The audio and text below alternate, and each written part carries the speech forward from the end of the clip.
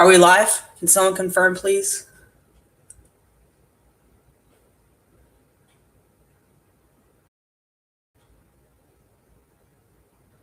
Is audio okay?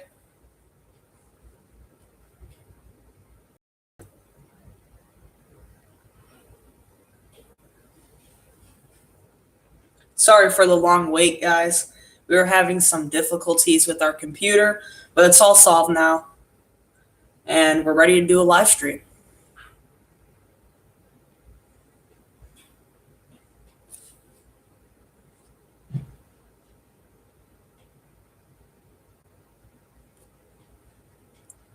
All right, so it looks like we're ready. I have my phone right here. Just read the comments. Looks like 4C Perfect is live stream. How's it going? We have 302RC. What's up? Then we have CJ Villa. Sorry, I definitely butchered that name. Not really sure how you pronounce that. And thank you for confirming that the audio is good. So we have a few people in right now. Looks like there's 5. So our TRX for Sport.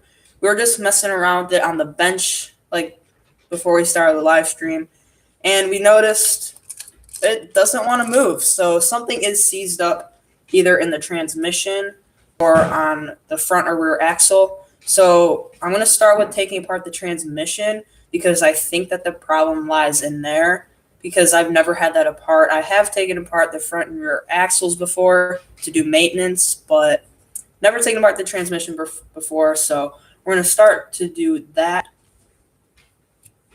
And if you guys have any questions, feel free to ask. And to reach the transmission, we have to remove the battery tray. So we're just going to start with that.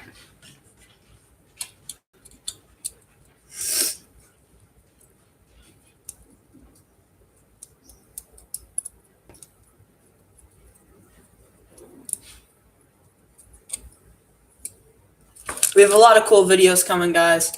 I think we have, oh wow, like maybe 10 or 15 videos on private right now waiting to go up. So there's a lot of cool content coming. Yeah, we think that you guys will really enjoy what's coming on the channel.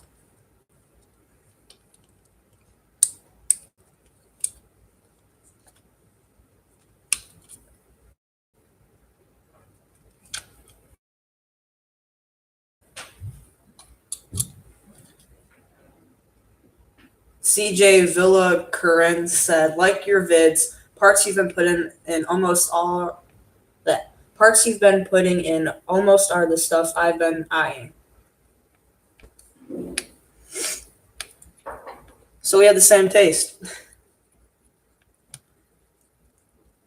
I think upgrading cars is probably the most fun and unique parts of the hobby because you get to build it the way that you want.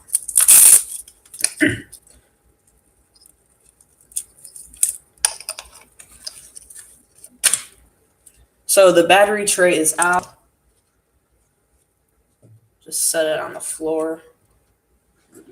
302RC asked, no more fender extensions. And, well, short answer, yeah. But we actually took them off, and you will see that in a few weeks when that video comes out, because it was in a future video of the TRX for Sport upgrade series. And we took them off because they hung very low underneath the body, and it looked kind of bad. So they will be going back on, though, because we're planning on getting a new body, not anytime soon because it is a big investment.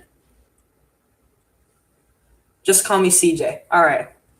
All right, so now that the battery tray is off, we need to remove the skid, maybe. If you guys know or any tips or anything on how to work on the transmission on a TRX4, now's a good time to tell.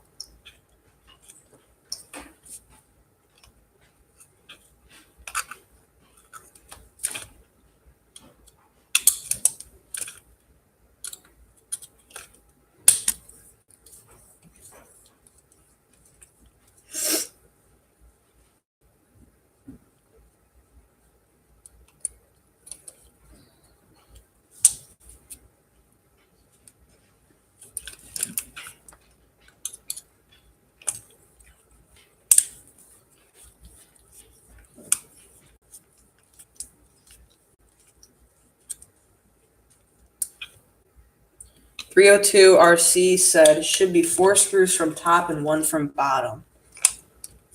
Well, in that case, then I'm definitely doing it wrong. Oh, I think, okay. All right, that helps. I think I know what ones you're talking about. Is it... oh, okay. All right, that helps. I was going to take off the skid plate and everything.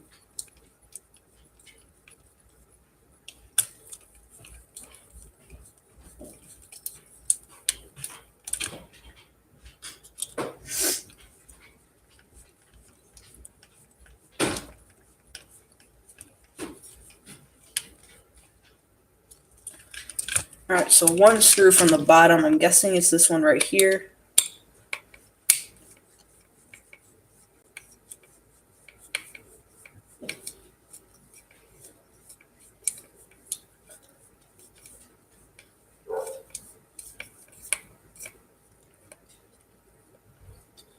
Addie Rose is in the live stream. How's it going? Going good here.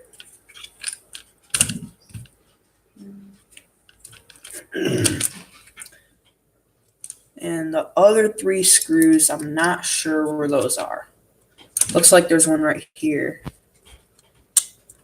That's the only one that I can see.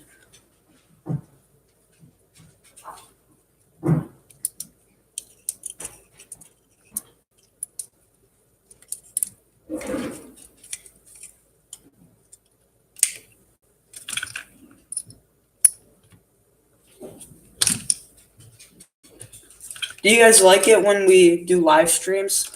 I know it's not like the best quality and everything because we don't have 1,000 subs. But when we do get to 1,000 subs, we will be able to do it on our phone, and the quality is where 3 screws are. So that could be an issue. Looks like there's one under the ESC, so I have to remove the ESC.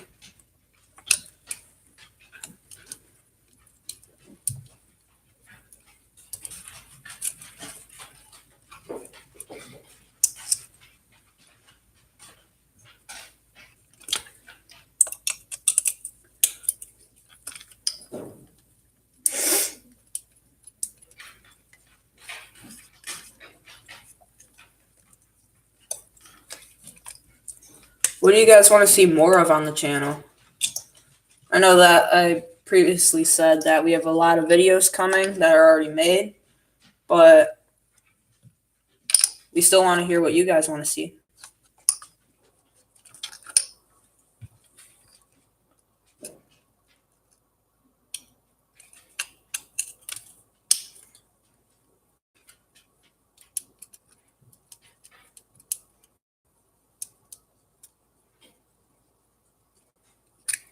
.302 RC said, you're getting there.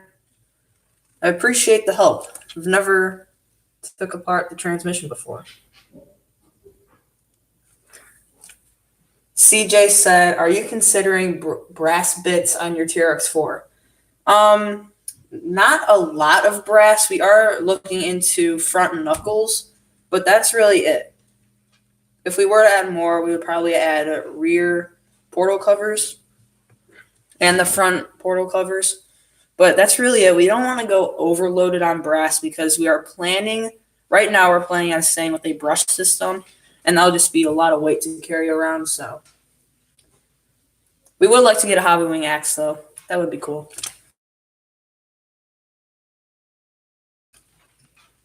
But it is really expensive. It's a nice system, but expensive. Always those trade-offs.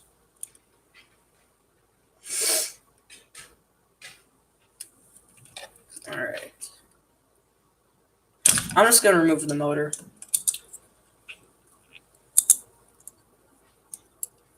Don't know if I have to, but it's only 3 screws, so not a huge problem.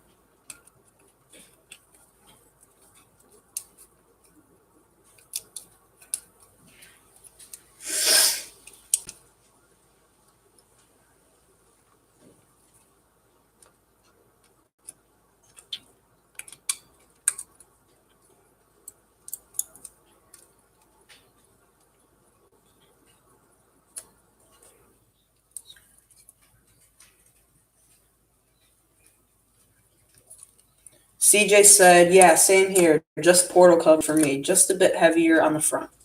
Yeah, that makes sense. If you want a little bit more weight up front for inclines to help pull the front over.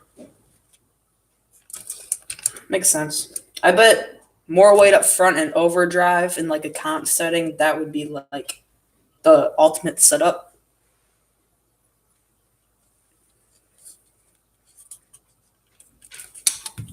We would like to get into competing, but I think that we would need another car for that.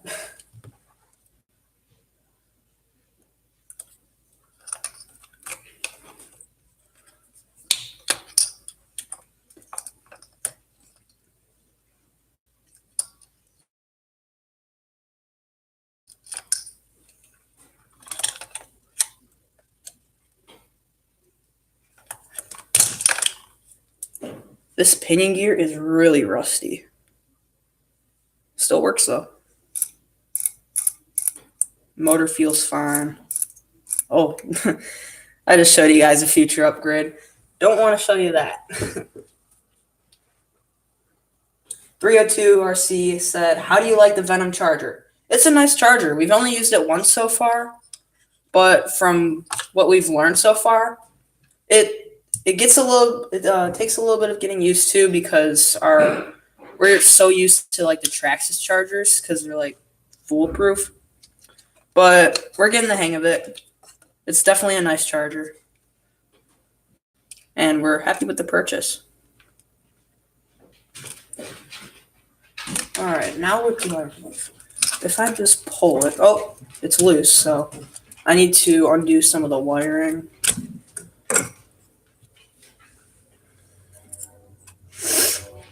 This thing is like a rat's nest. So many wires.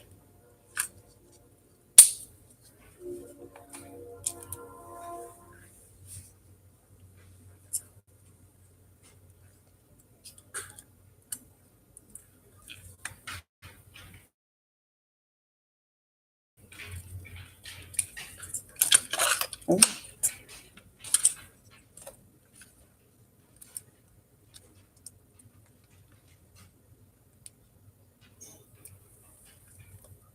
There we go.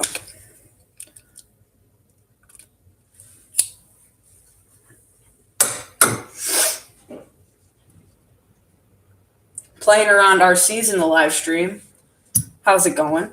We're just working on our TRX4 Sport right now with a seized up drivetrain. So we're not really sure where it's seized up, but it is seized up because it does not want to move. Well, we did uninstall the motor and it's still seized up, so it rules out that it wasn't the motor causing the issue.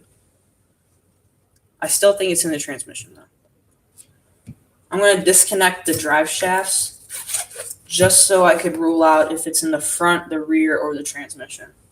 I think that's a good place to start.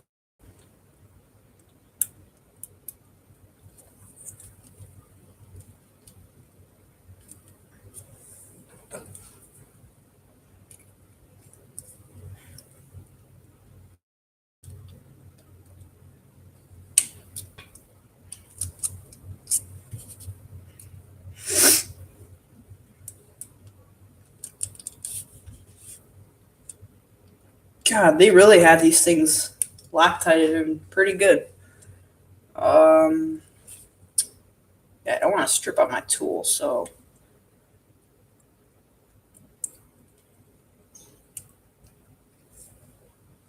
there we go. Yeah, they put a lot of Loctite on that from the factory.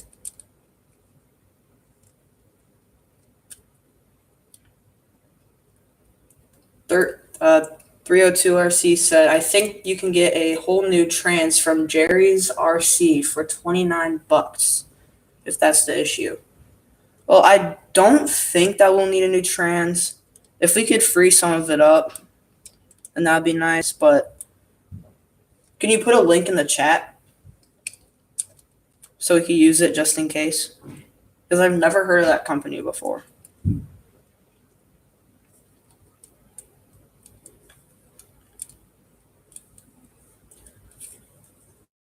Finally got the scrub screw loose. There's not that much Loctite on it though.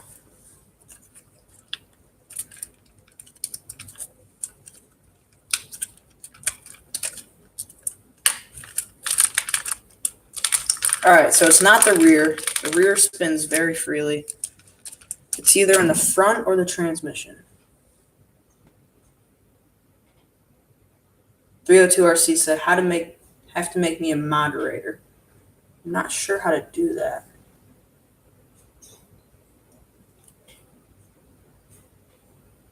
Yeah, I don't know how to do that. Well, thanks for telling us that info. We could probably just find it really easily.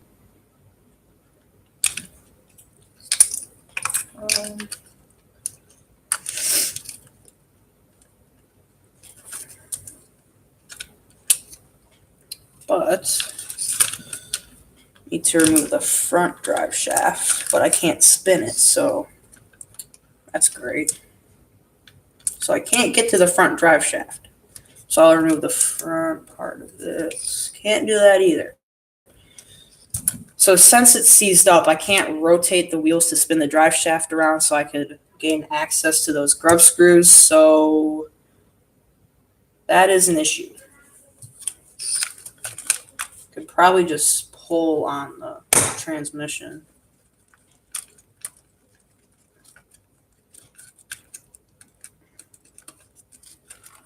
Of course, I have to remove the drive shaft. So looks like I'm going to have to make a little bit more work for myself.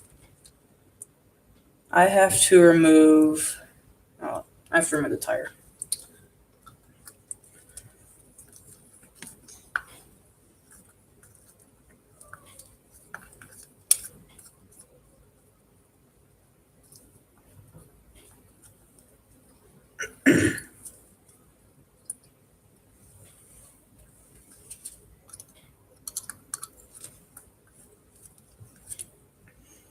One thing about these rims that are awesome, and these are the rims off of like the VS410 Pro and all that, and they look awesome and they're cheap, they're quality rims, but I really don't like how they're held on with 6 screws to the hub, and then the hub is held on with the wheel nut. I like the design of like all the Traxxas and Red Cat and Axial cars, where they have the plastic nut that goes over the wheel nut to cover it up for more scaled detail.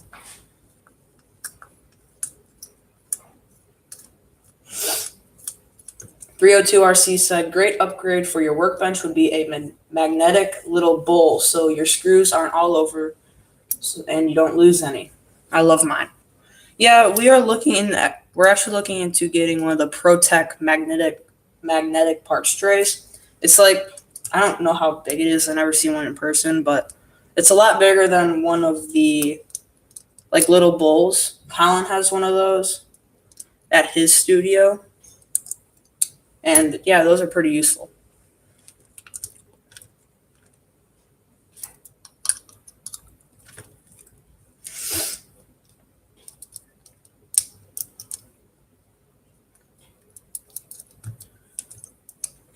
We also want one of the ProTech RC pit lights.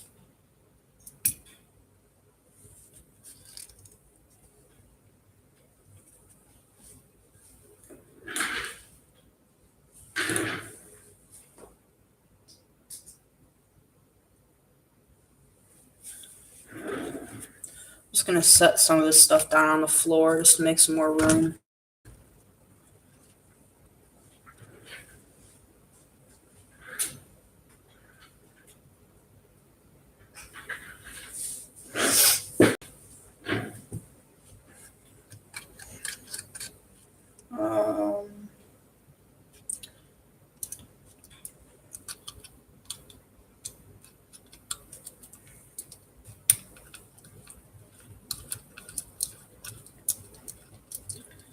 Of course, the link is in the way of me being able to unscrew the grub screw that holds on the drive shaft. So, yeah.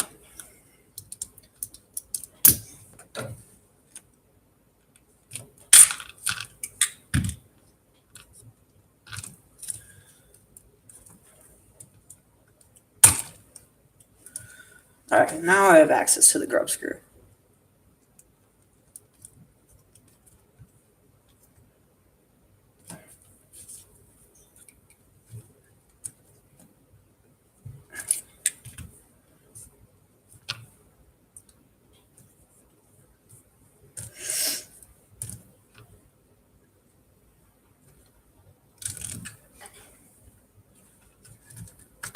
All right, transmission is loose, I think. Yep. Ooh, I think it's the front axle, actually. Yep, it's the front axle. So I just took that out for nothing. Oh well.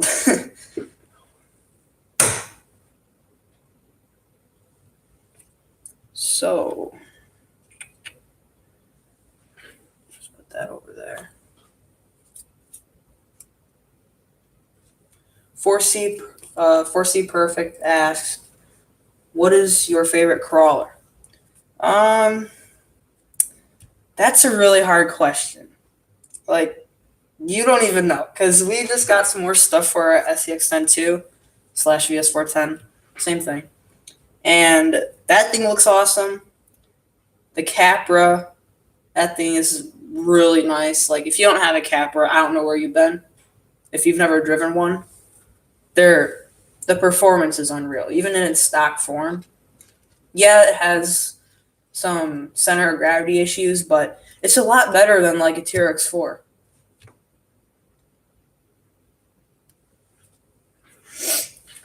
Our most scale crawler, definitely our TRX-4 Sport right here. The Capra is probably the most performance oriented, and our SCX-10-2, that one we are building it to just be really scale and have some performance upgrades in mind. Because if you just go straight for scale detail, the car is not going to be able to get up anything. So that's just our opinion on stuff. And the Gen 8, that thing's just a submarine. Like, that thing has been submerged so many times, and it just keeps on coming back for more. Yeah, it has durability issues, but sometimes when we are just going really hard on it, it doesn't break. It really depends on the day.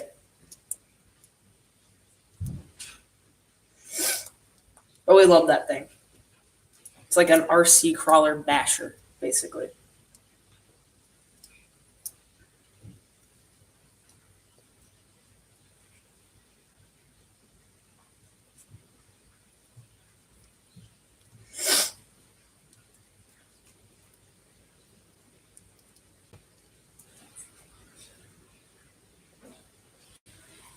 Is the quality still okay, guys?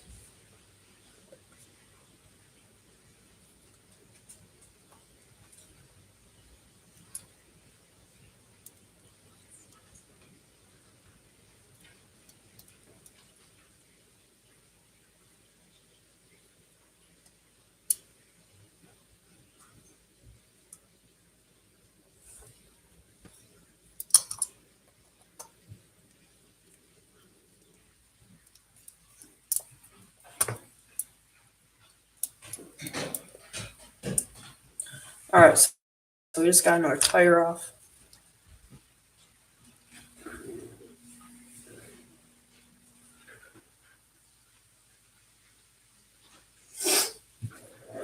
And now let's just remove, I'll remove this screw. Well, that link props up the truck. How convenient.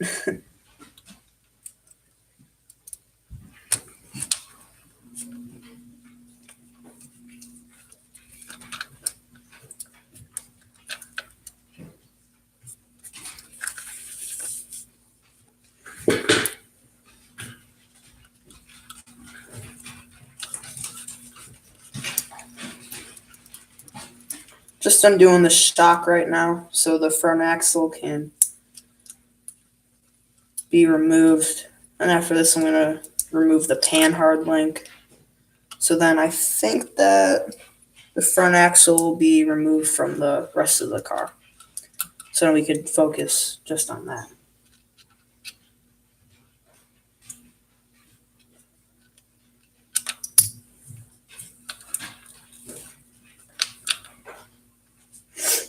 Looks like our 302 RC has to go. Thanks for stopping by. Have a great night. And thanks for helping us with the transmission. Now we know.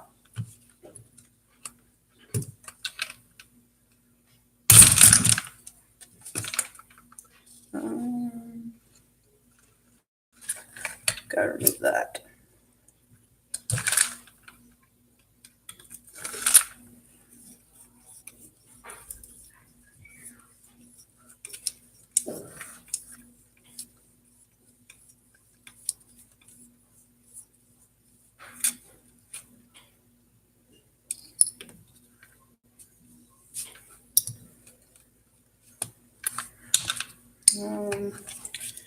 Now we have to remove the panhard.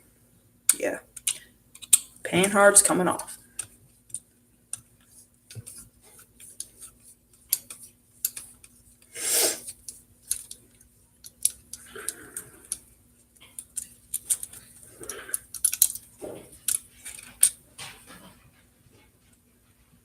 Alright, that's out. And looks like one more screw for the top link.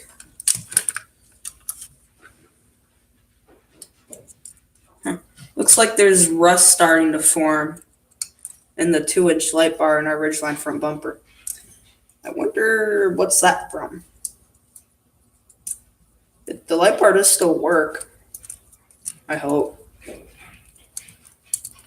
haven't used this car in a while. We made some videos with it, I don't know, like 2 or 3 weeks ago. That's the last time we touched this thing. Alright, front axle is removed from the rest of the car.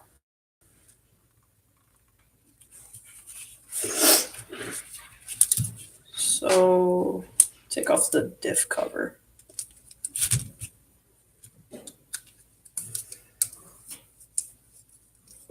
I'm guessing it's somewhere in the diff. Maybe.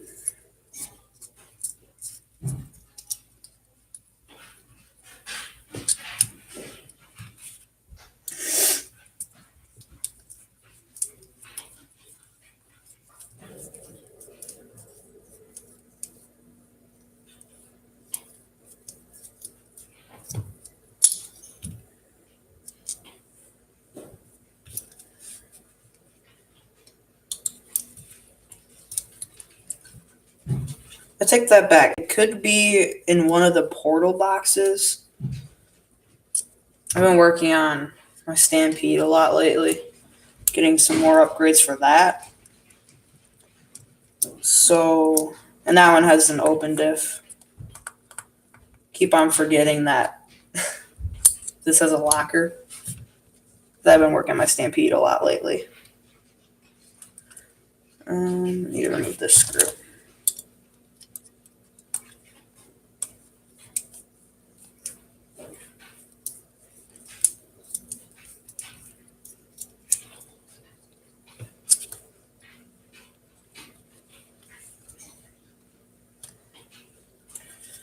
All right. Ooh. Well, that's what it looks like inside.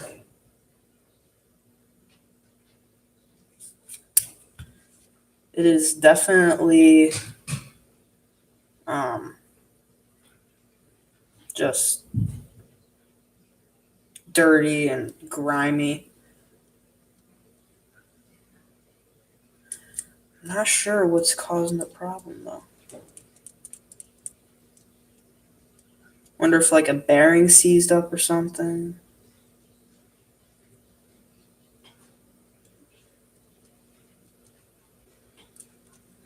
I'm gonna try to take this thing out.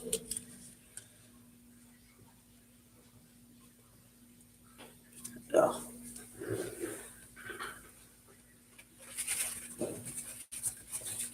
Yeah, I think that we missed our maintenance.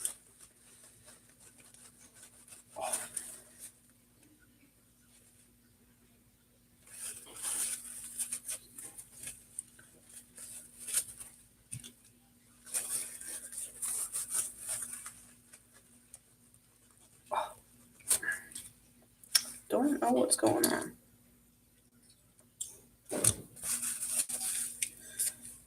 So I can't pull it out. Maybe I could push this out from this end.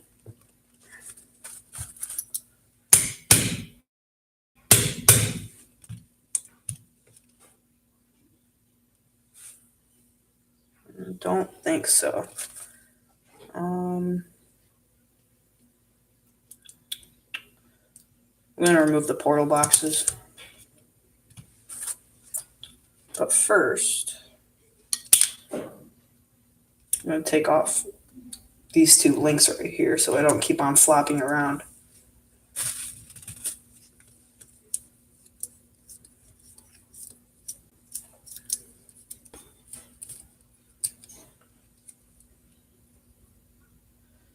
Again, feel free to ask some questions. We're always looking for some recommendations on content so we know what our viewers like to watch. And 4C Perfect commented, sloppy mess. Yeah, it is. It's really it's just grimy and yeah. 4C Perfect commented again, just got back on. What you doing now? Well, we diagnosed that it's not the transmission because this moves smoothly, but it's the front axle. I can't turn it. I don't know where it's causing the problem. It's either in one of the portal boxes or in the center. I can't pull the diff out right now, though. I don't know why. Oh, I can't pull it out because the universals. Duh. All right, I'm pretty stupid. All right.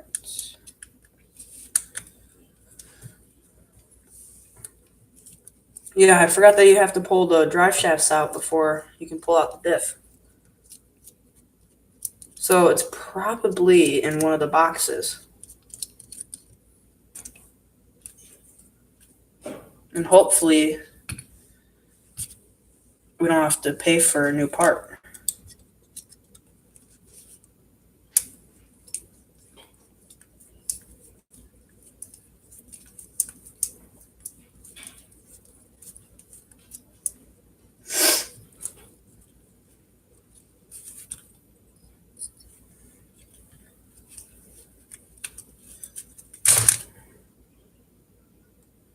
Ew.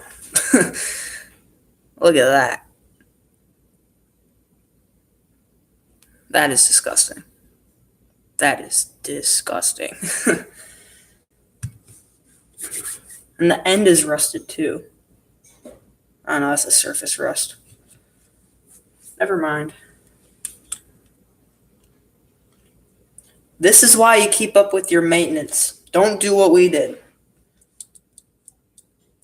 All right, we're going to load this thing up with grease when we clean it all up. We actually just rebuilt our Gen 8 not too long ago. And that thing was filthy too. Like, it might have been worse than this.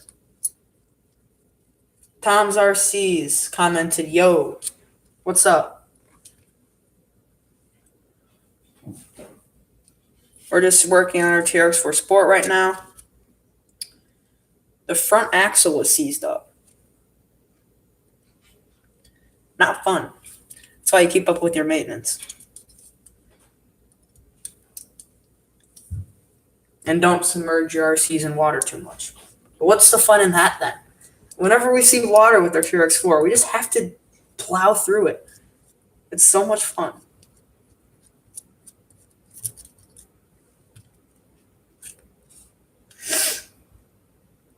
There's the other portal box.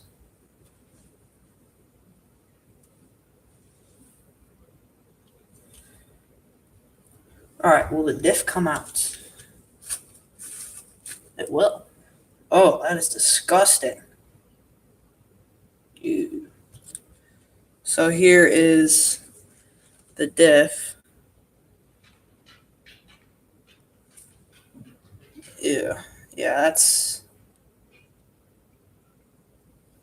bad.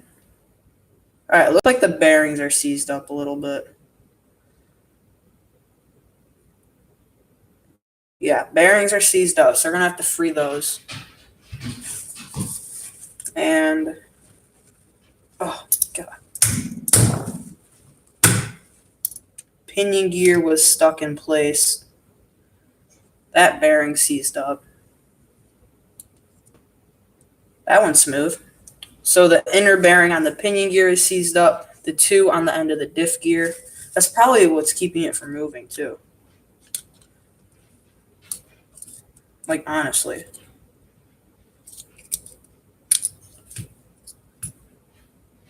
Yeah, the outer bearing for the pinion gear is good. Tom's RC's commented, "Do you have snow?" Not really. We got some like a week ago, and it all melted within like a day.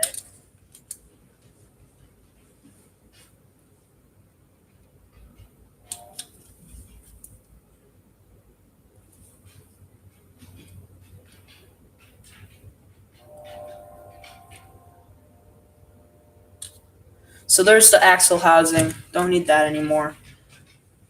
Let's start taking apart the portal boxes, but first I'm going to clean up all this junk.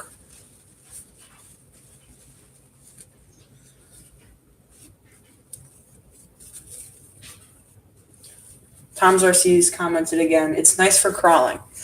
Yeah, we went crawling in snow, I don't know, back in November, and it definitely made it a lot more challenging. It was cool, but it made your RCs like very uncapable. But it's always a good time RCing.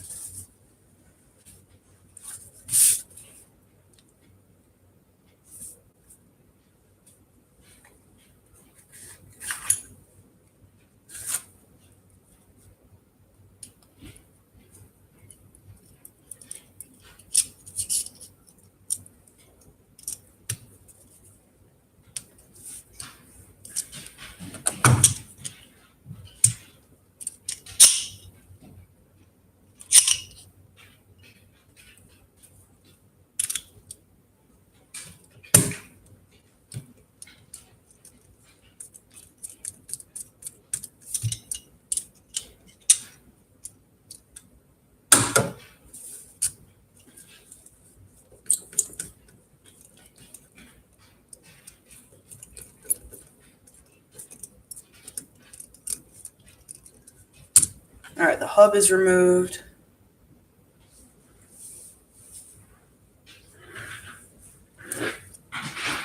Man, this thing's just disgusting.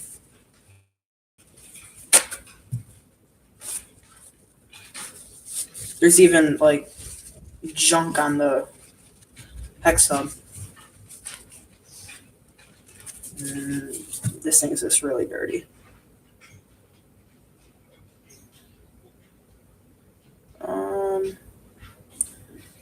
Well, that bearing is still alive. Yeah, this one's smooth, but I'm still gonna take it apart.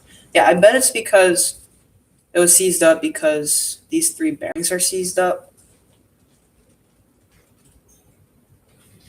So, yeah, we're gonna have to clean those up.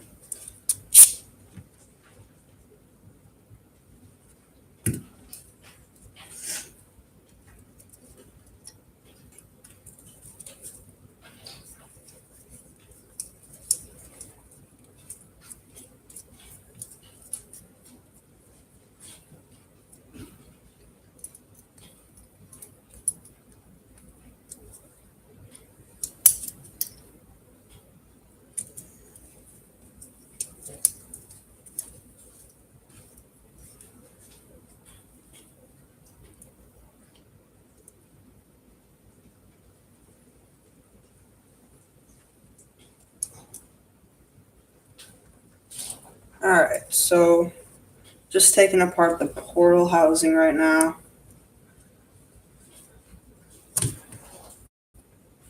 I'm gonna make some room on the bench really quick. Put some stuff on the floor that we don't need right now. Don't need the transmission. Don't need these.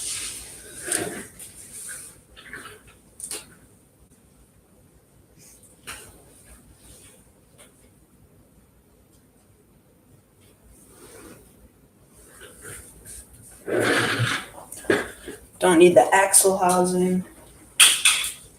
What else do we not need? We don't need these links.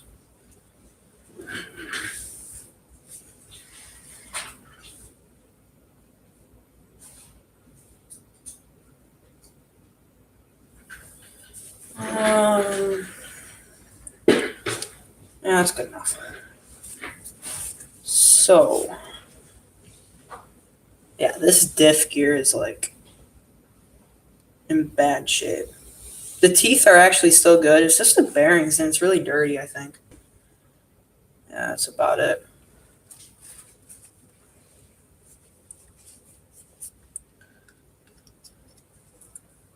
You know what? Get out the screwdriver. This is taking way too long. I'm not patient.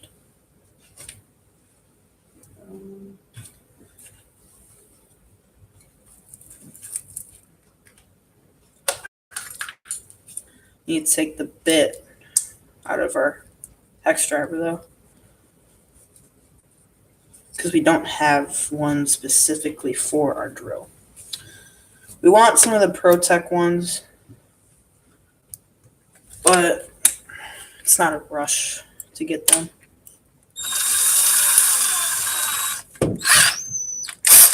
There we go.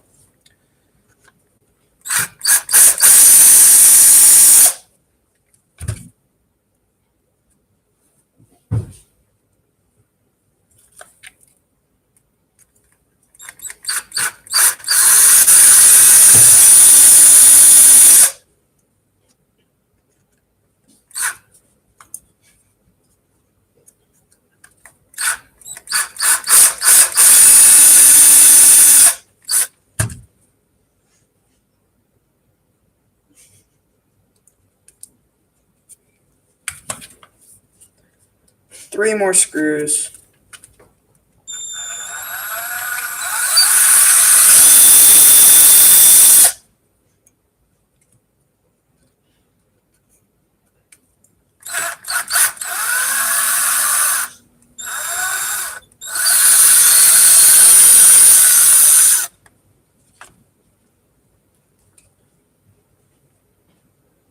Last one.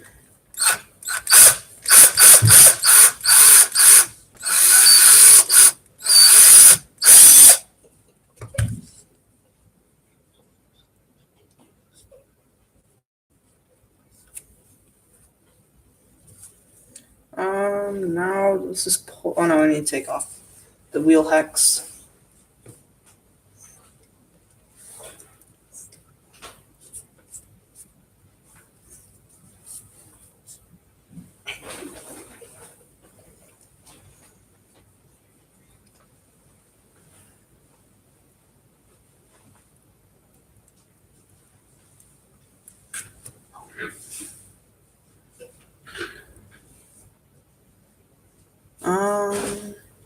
Need to set that aside.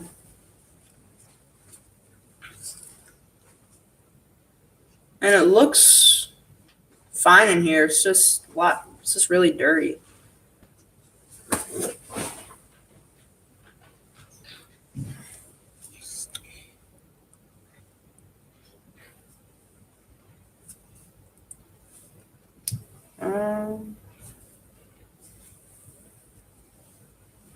Yeah, we're just gonna clean this up a little bit.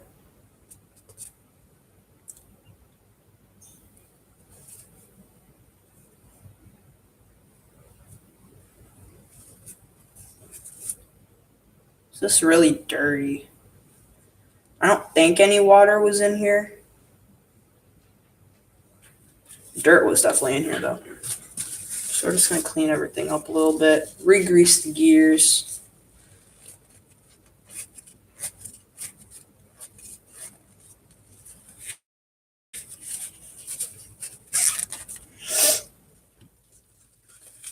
Our hot racing gears that we got for free are still looking good. And we got them for free because when we ordered our Yeah Racing spare tire cover for our GRX4 Sport, they didn't send us it right away. They sent us portal gears. And we contacted them, and they sent out the spare tire cover, but they never asked us to return the portal gears. So we just installed them. And we haven't had any problems with them. We don't know if they're better than the stock ones, but it's a free upgrade, so might as well put them on the car.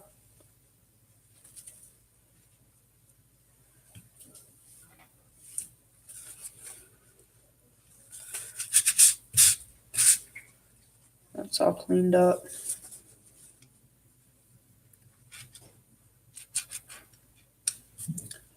And clean up this half of the housing. Ew. I'm gonna need some more paper towels.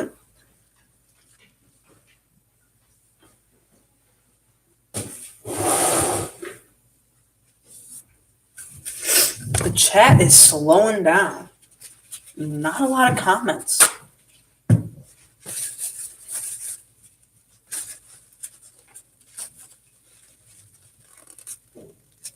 Again, feel free to ask questions.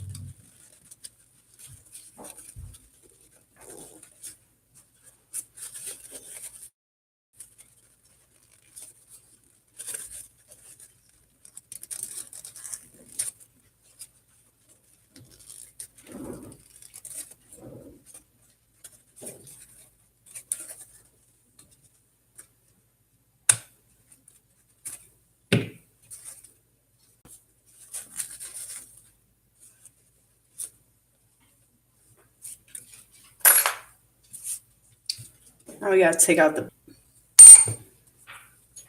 this other one's small.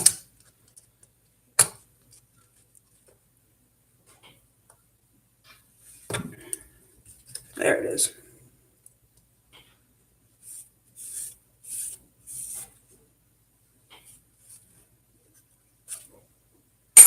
Now let's just clean up that housing a little bit more.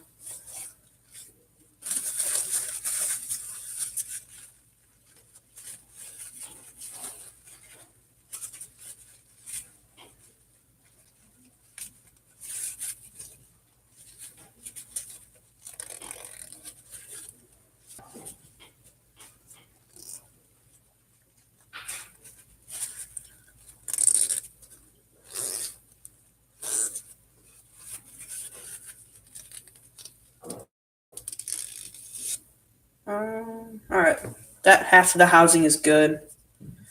Now I'm just gonna clean up these bearings a little bit.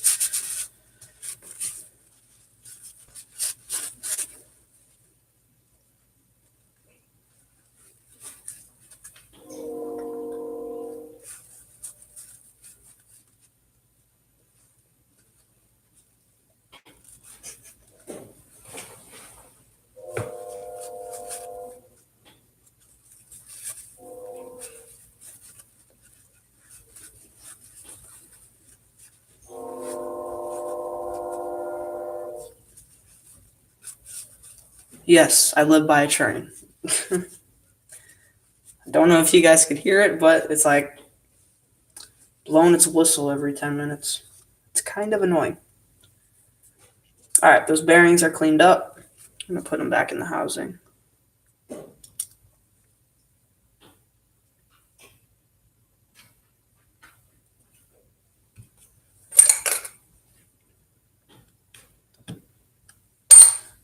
All right, that's good. Now I need to remove these 3 screws holding this bearing in place so that I could take out the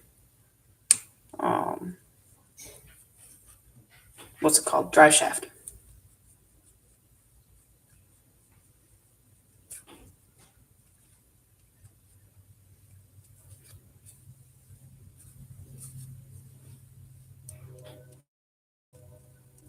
There's another train. Wow.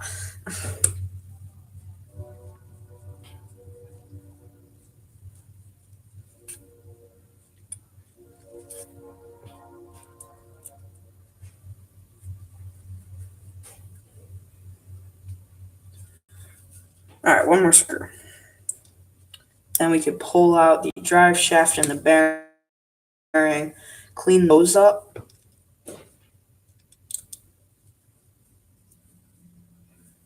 And yeah.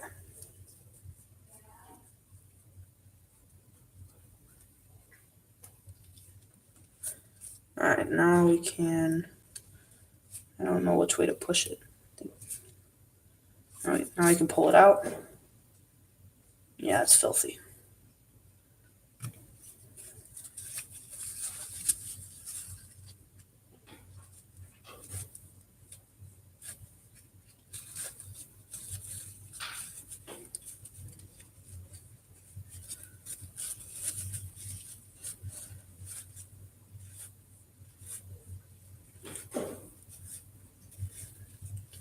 Addie Rose commented, "Your vids are radical."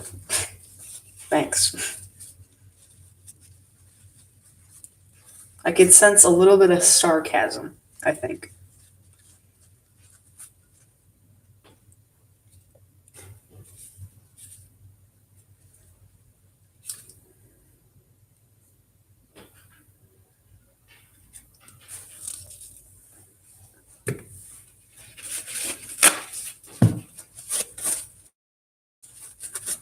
Man, the chat is slow tonight.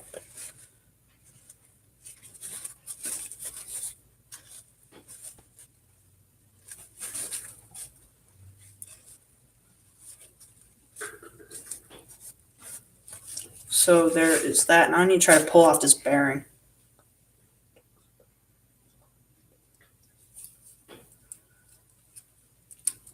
Oh my god.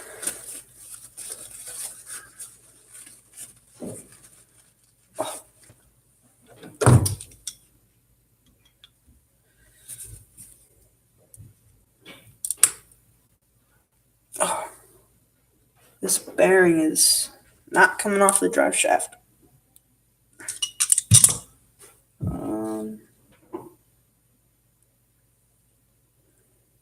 Oh, I think I was pushing it the wrong way.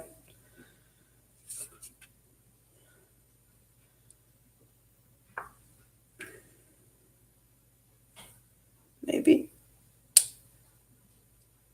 Maybe not. I would like to get it off just to know that it could come off. It doesn't have to come off.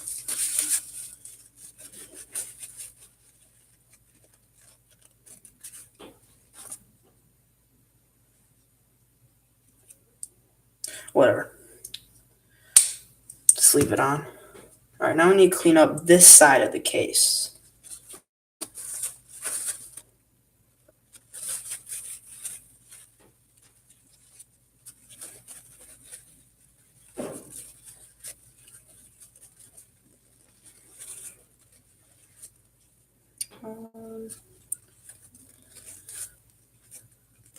All right, that half is done.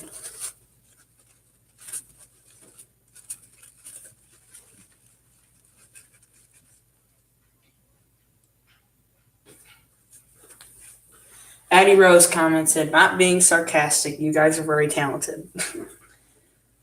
I meant sarcasm as to radical. I don't hear that term every day.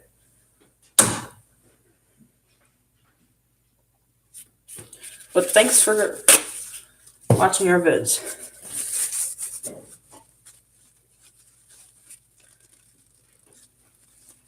Our goal for 2020 is to get to 1,000 subs.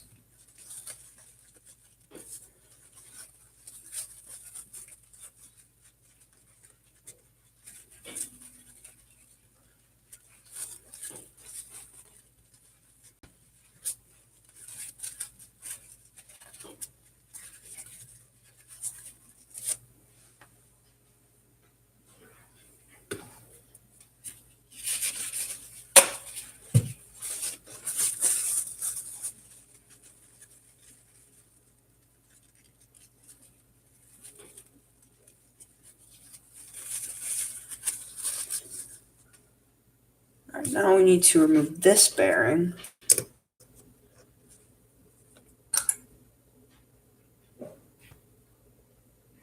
Foresee Perfect commented, 1,000 subs. You guys will blow by that. We hope so. It would be nice. It would open up a lot more opportunities. We could put ads on our videos and make some money. We could do better live streams, obviously.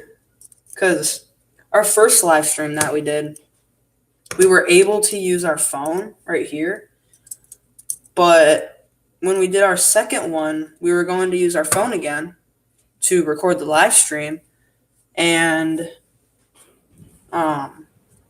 it like something came up that said like you need like 1,000 subscribers to do a live stream on a mobile device, and we're like, what? It's so dumb.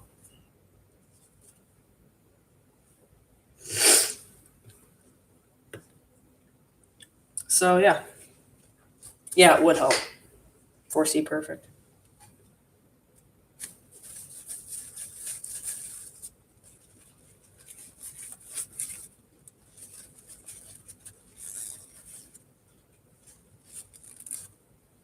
All right, so this housing is all cleaned up, so now I'm going to start putting it back together. Need a bearing. I'm just going to load it up with grease. Like, yeah. We want ultra protection. Addie Rose commented, understand how you think that radical is sarcastic. Yeah, you don't hear that term every day. I certainly don't.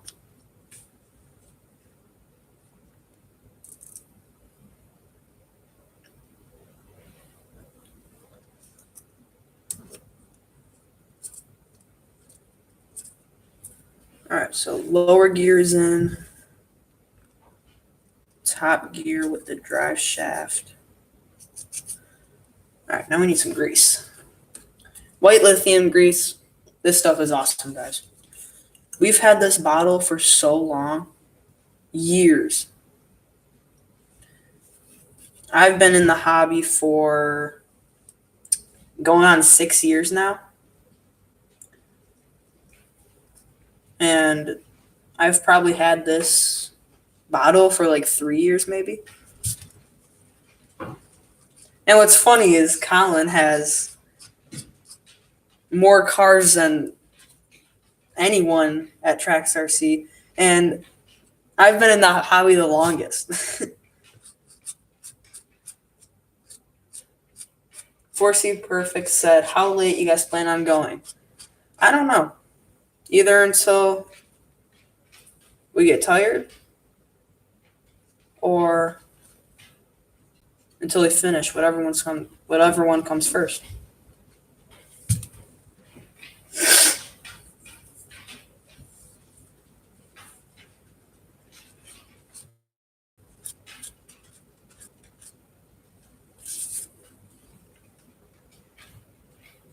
So make some popcorn. Just load that thing up. Oh, yeah. All right, so we got a pretty healthy amount of grease. There we go. Never use that much grease. I would not recommend using this much grease, guys, unless you drive in water like all the time. And we drive in water like all the time. I have to wipe all the excess. But that's okay.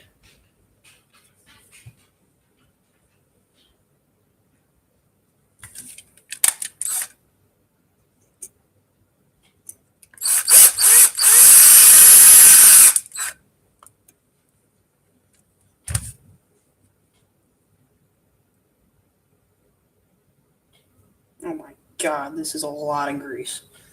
Like, I've never used this much. Got a pretty healthy amount. A little dollop of grease.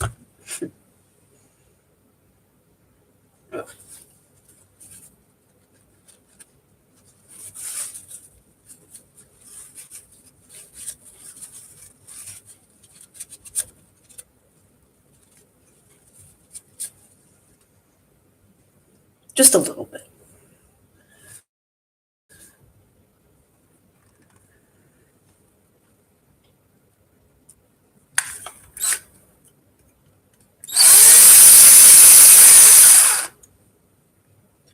I'm going to change the clutch setting.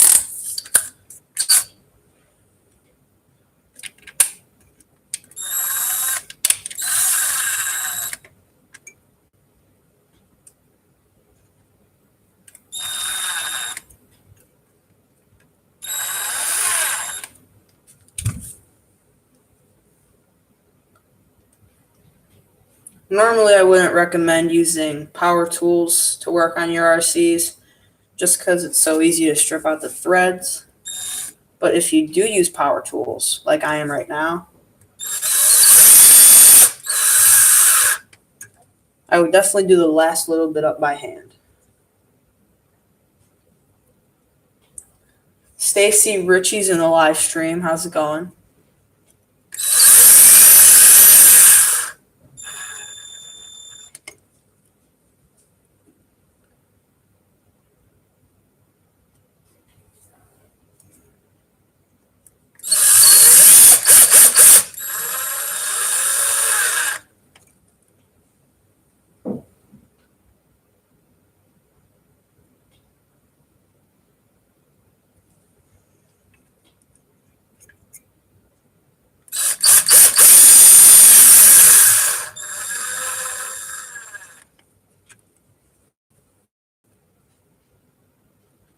I'm being very careful, trying not to strip out these threads because we want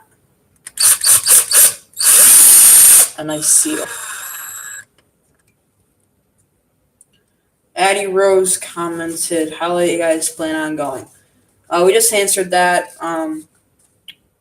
Either until we get tired or until we finish. Whatever one's coming first.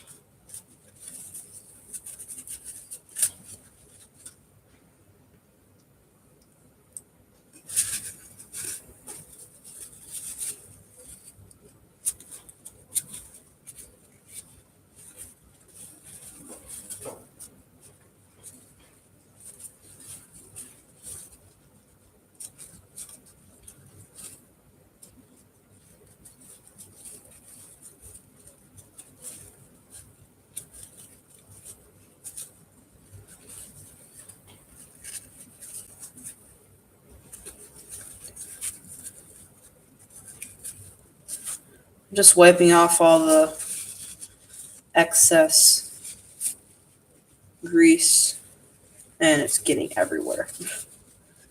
As to be expected.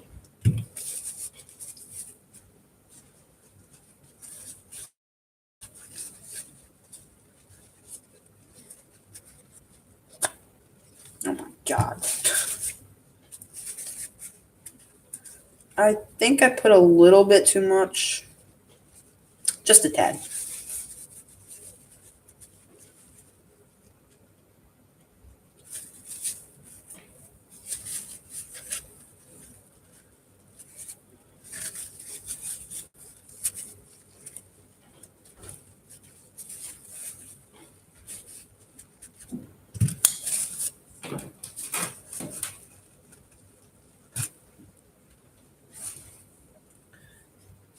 Just need to install these 3 screws that hold this bearing into place.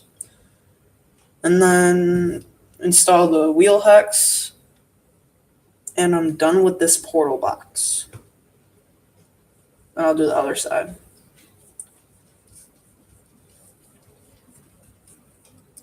Try to go a little bit faster for you guys.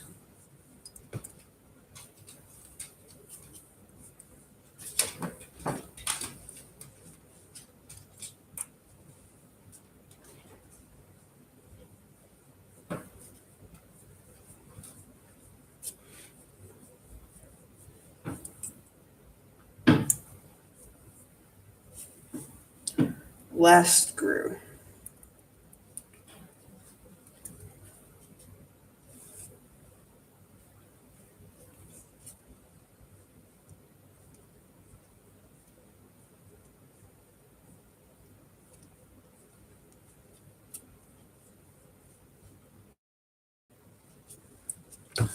All right, so this portal box is done. There's still a little bit of grease that we could wipe off, but whatever. It's not that tight either. Oh, I need to install the wheel hex. Not done.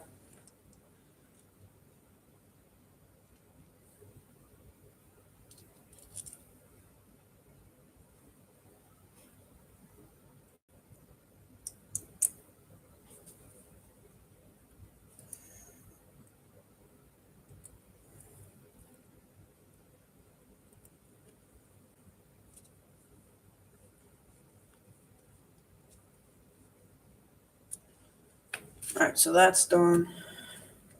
Close this up. All right, portal box is done. Now we could either do the other one or clean up the ring and pinion.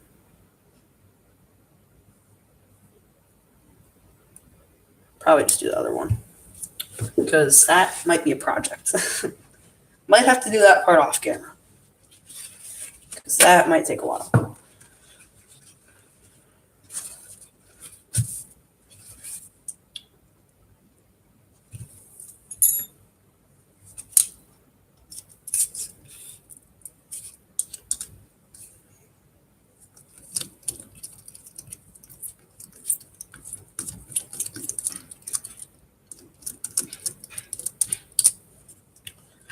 All right, that hub is off.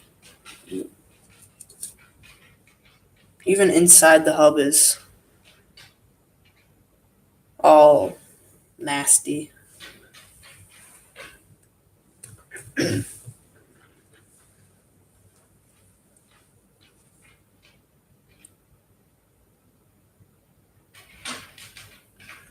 now I need to remove the wheel hex. Where did my 1.5 go?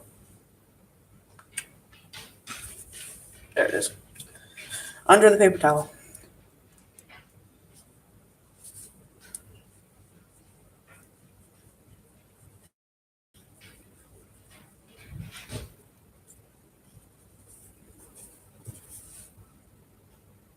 Ew.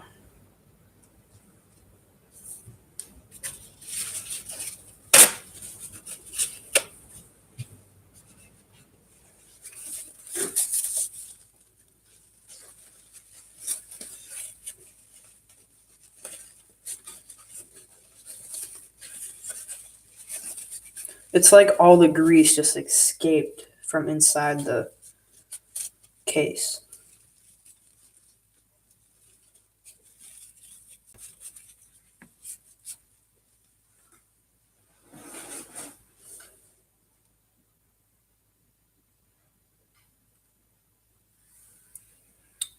All right, start taking this thing apart.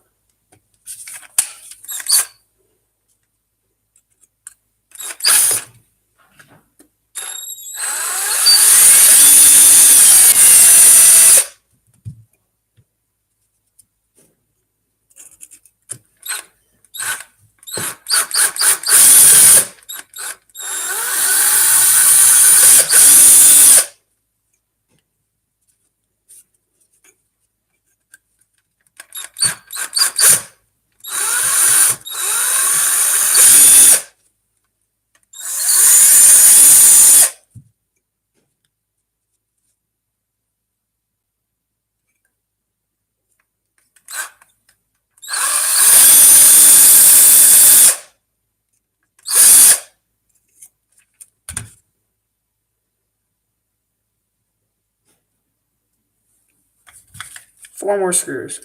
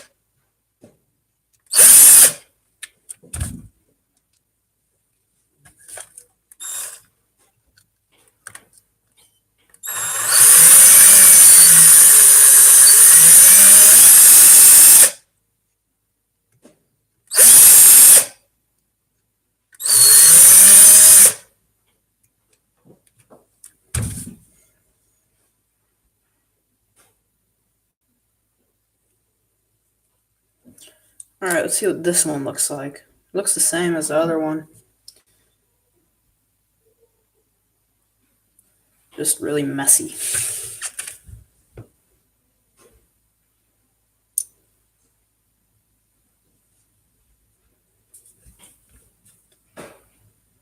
We need to remove these 3 screws holding on this bearing.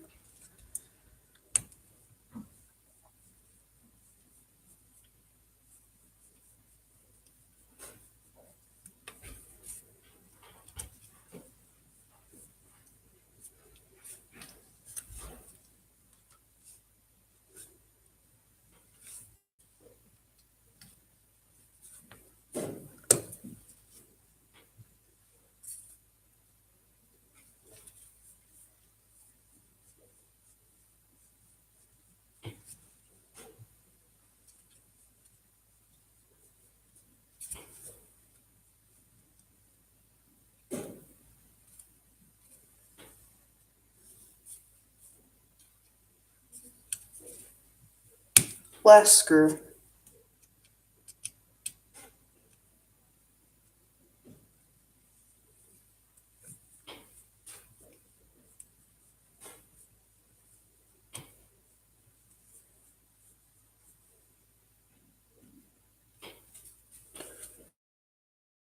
All right, now I can pull this bearing out. There we go. And now, what am I doing? Pulling it the wrong way.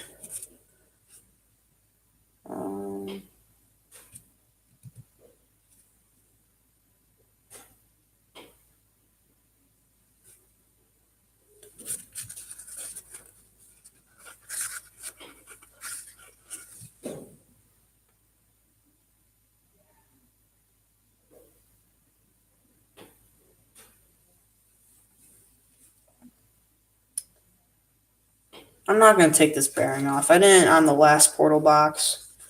Didn't really do anything. Oh, doesn't even matter. It came off anyways. Need some more paper towels.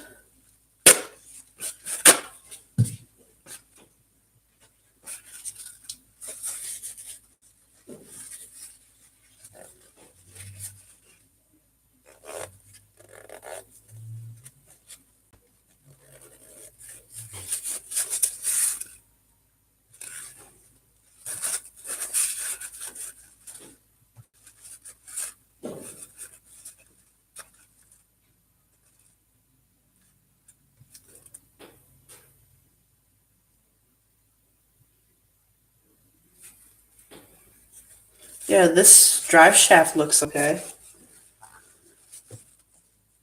Yeah, I think it was just those 3 bearings from the ring and pinion that was causing issues, causing the whole drivetrain on our TRX4 to lock up.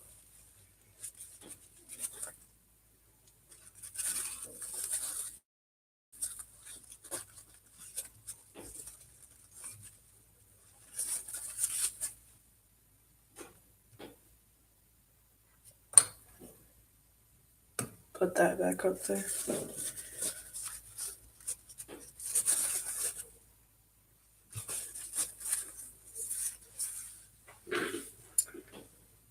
All right, so that is all cleaned up. Now clean up this gear and this bearing.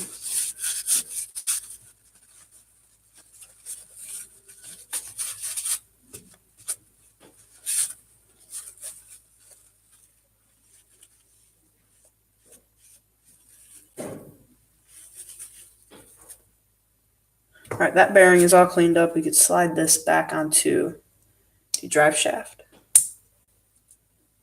That is smooth. All right, now clean the hex sub off. Everything on this car is just caked with junk. Except the chassis. It's only the axles.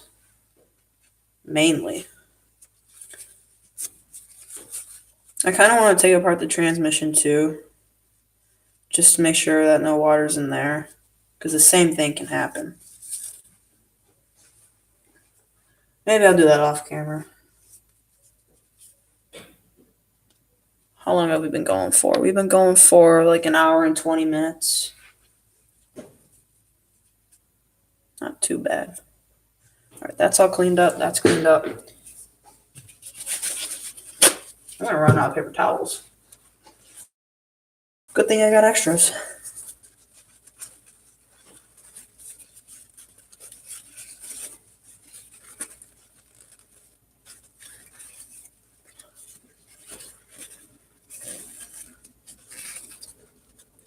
Melissa Hall said, "What are you doing right now?"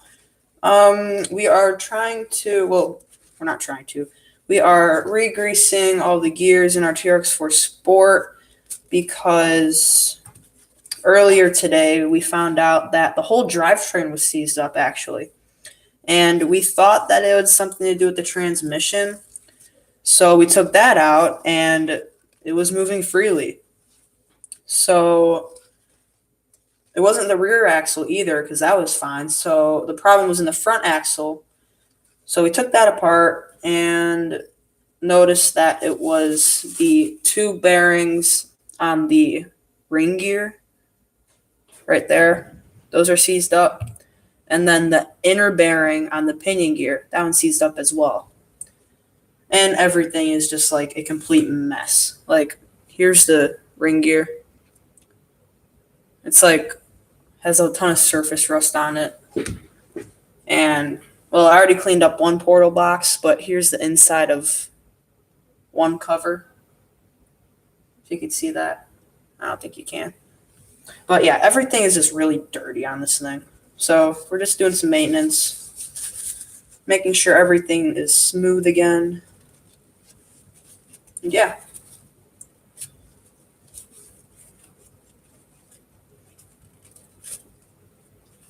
All right, that one's cleaned up.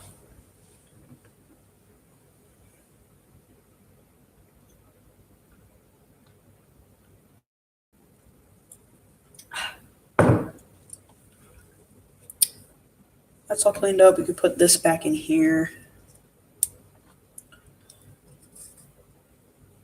There we go. Put those 3 screws back in too.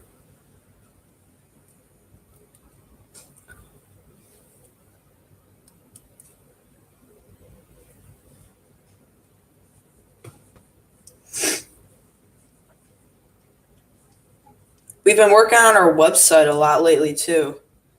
We've added 2 new pages. One of them is for like RC news, and we'll try to update that page every week.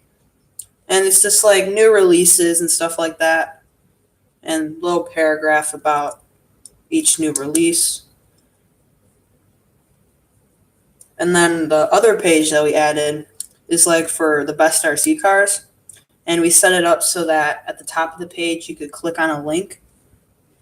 And it would say, like, for example, if I wanted to buy, or I was looking into, I don't know, 2-wheel drive brushed short course trucks, you would click on the link that said, like, 2-wheel drive brushed short course trucks. And it'll take you down the page to where we have, like, the category for 2-wheel drive short course trucks that are brushed. And it's not completely done yet. I think that we have almost all the categories that we wanted to have. We have street cars on there. We have monster trucks of all power types and scales. Like I think we have a 1/16. Yeah, we have 1/16 monster trucks. We have 1/10, 1/8, and like the large scale, like the X-Max, the Crate, and the 8S. We have those on there. Excuse me. And we also have like rally cars. And yeah, it's not done yet. We're gonna at some point write paragraphs on each RC, and there's a lot of cars, guys. Like I think we're almost at 70 cars. So that's 70 paragraphs. And we only have 4 done right now. So it's basically like 66 paragraphs that we have to write. It's still going to be a while, but we'll try our best to get it done as soon as possible.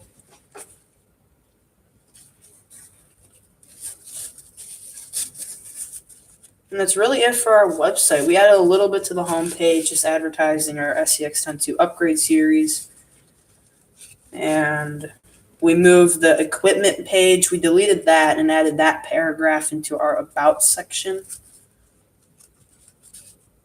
And that's really it.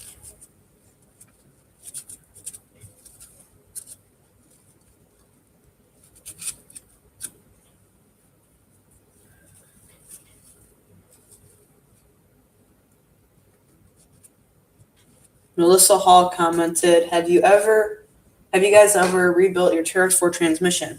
No, we've actually never taken it apart or disassembled it from the car. But this was our first time. Shout out to 302RC who helped us take it apart during this live stream. And yeah, it's still free, so that's how we knew it was the front axle. It's a little bit rusted, but whatever. We're going to take this apart later probably. Just to re-grease the gears in there.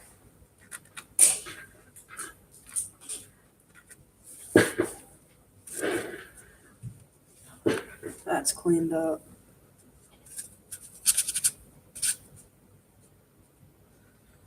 That's cleaned up.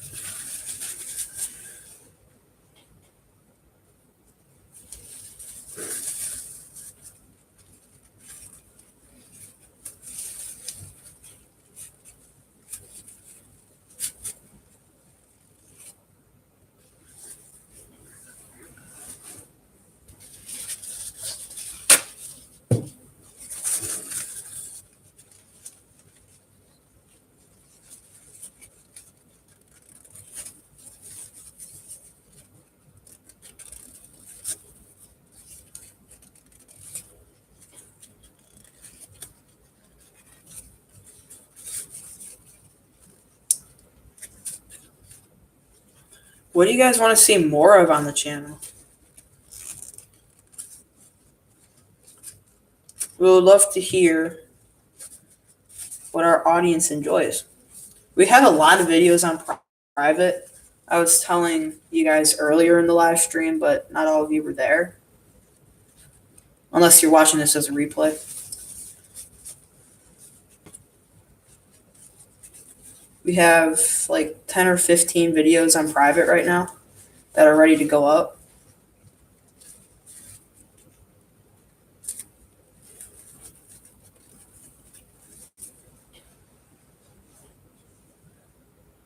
All right, so that's all cleaned up. Now we could start reassembling this portal box.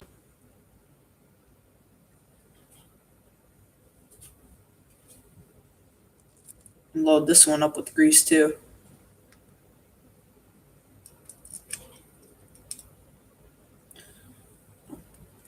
Wrong side. There we go. All right, need some grease. I'm not going to put as much this time. I don't want to waste it.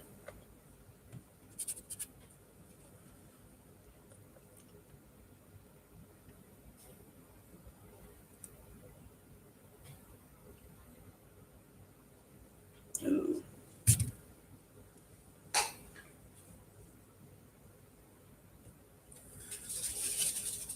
It's got it all over the place. This yellow stuff came out with it. Don't know what's that from.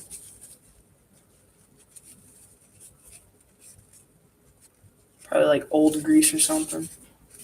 Probably should get a new bottle of grease too.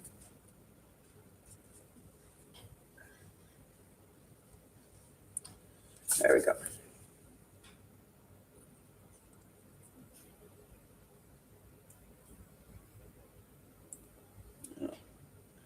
It just keeps on squirting out yellow stuff. Like a very thin liquid. not the grease.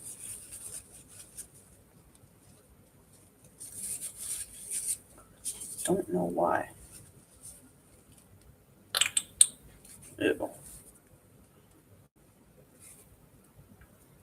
What is going on?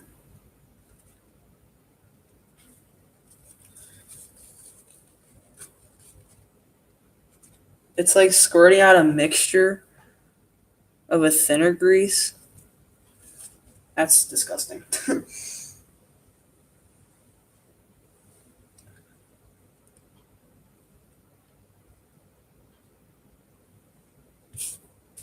Yeah, I think it's time for a new bottle of white lithium grease, guys.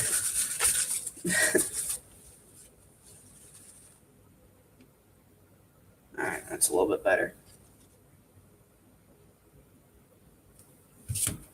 Still not perfect, but still got some grease.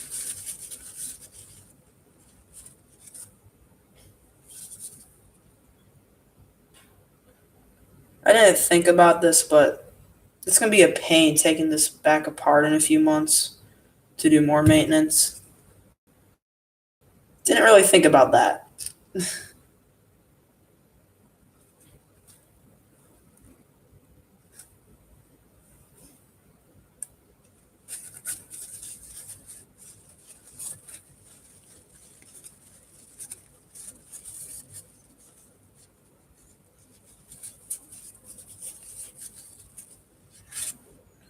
Just wiping away the excess right now. And there is a lot.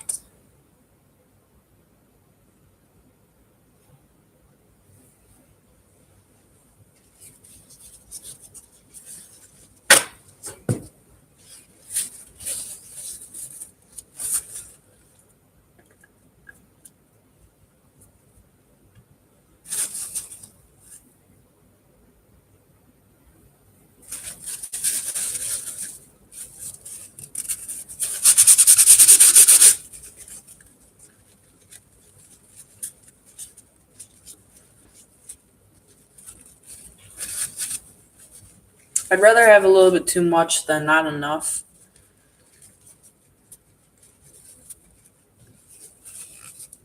Because then it'll fill all the gaps and keep everything nice and smooth.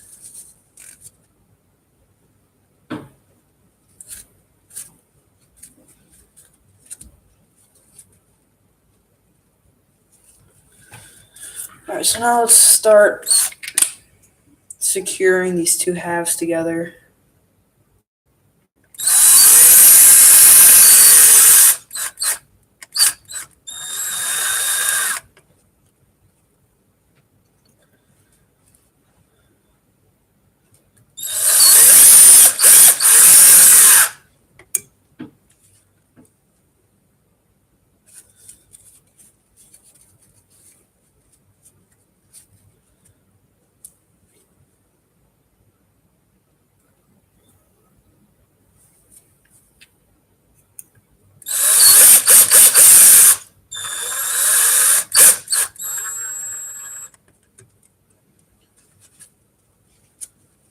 I really hate working with grease. It's kind of annoying because it gets everywhere.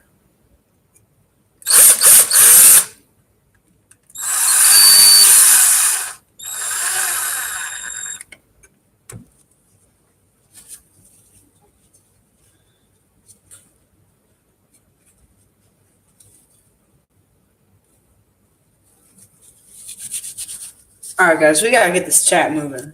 There's 4 people watching. Let's go.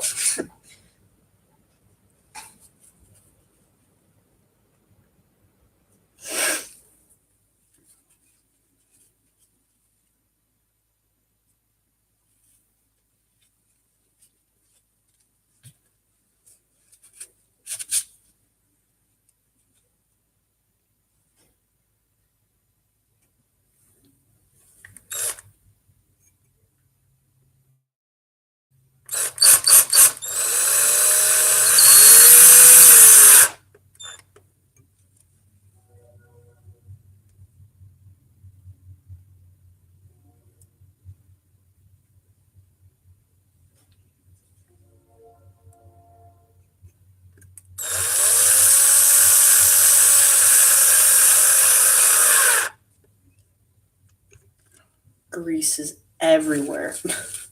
Look at that.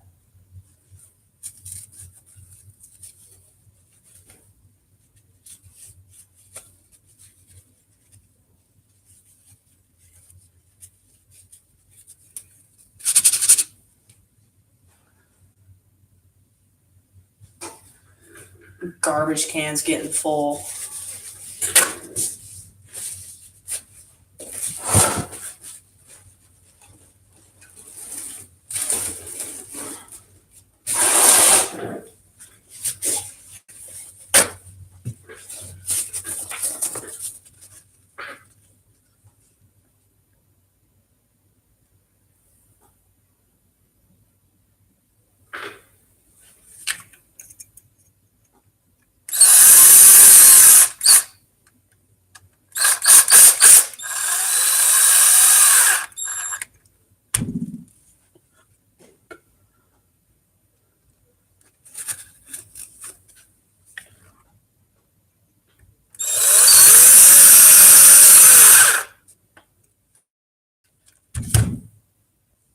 Alright, all the screws are in for this one. I'm just going to wipe away some of the grease that's still on it,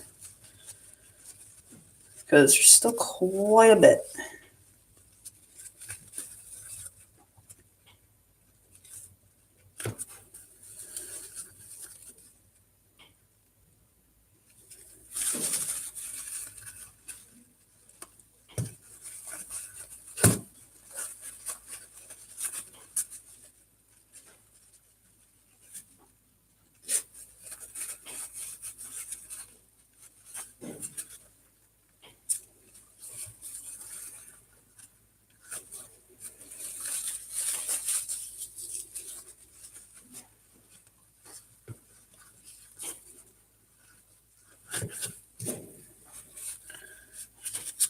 Looking a little bit better.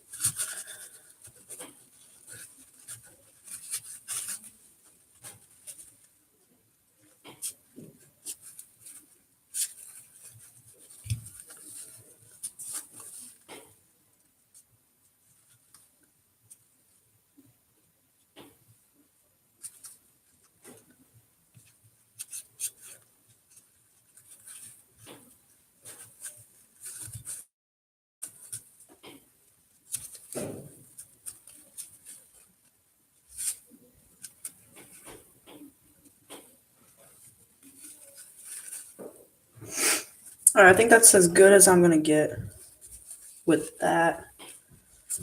So now I need to install the wheel hex.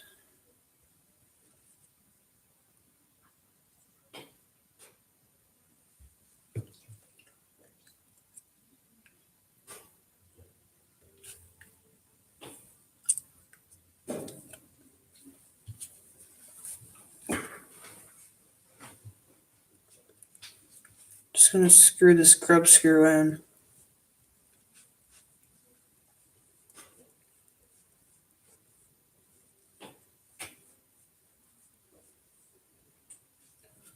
There we go. And this housing is done.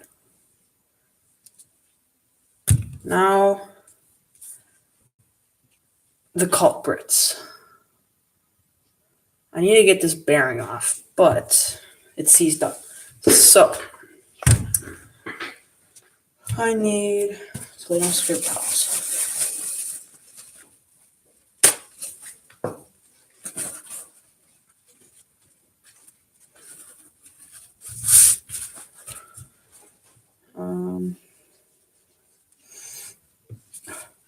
Of course, this is not going to be easy.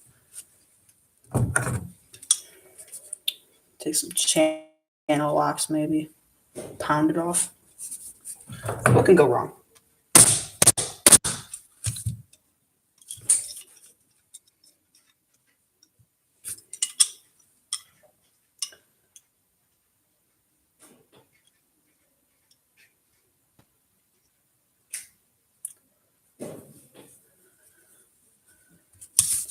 This may damage it, but oh well.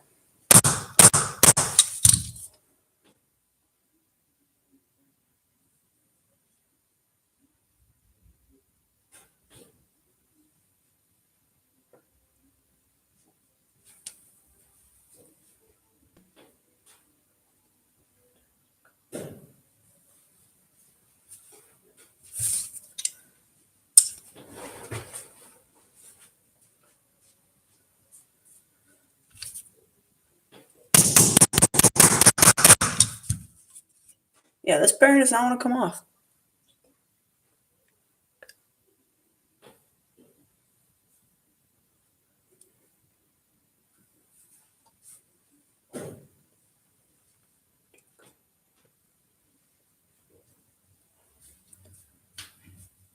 I don't know what else I could do to get this bearing off.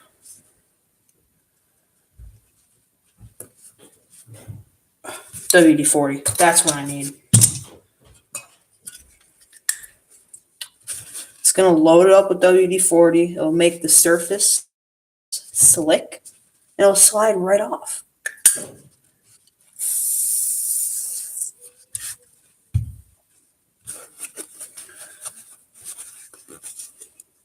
And it'll clean up the metal a little bit. Make it look a little bit nicer.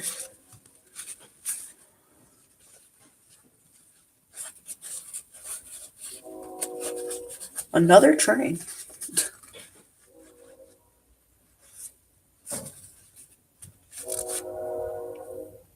Some of you guys are probably wondering why Colin isn't with me right now.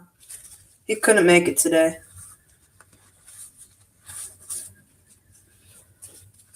Usually we try to do the live streams together because it's a little bit easier. But when I found out that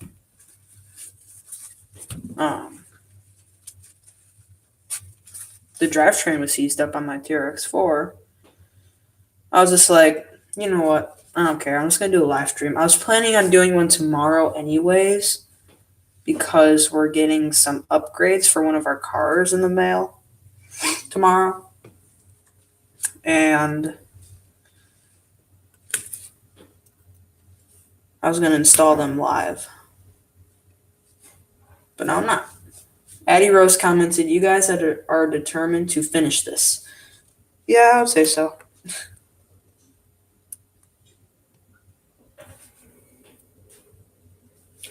Can't get this thing off.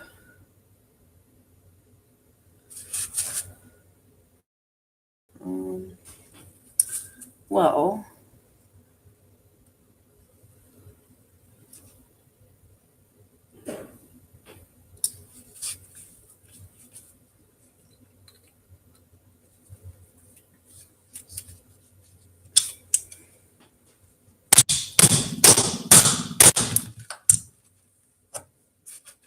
that didn't work. What I'm trying to do is clamp the bearing with the pliers and then pound it off. But it's not working. I don't want to damage it. So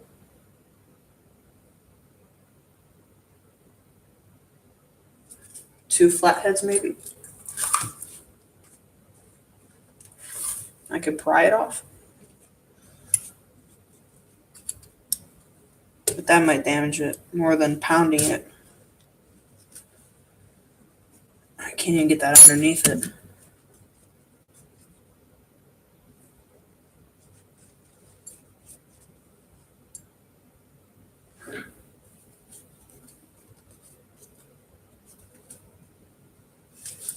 Yeah, that's not gonna work. If I could get this shield off, maybe I could at least free it up so that I could spin so then I won't have to take it off. Or I could just use more WD-40.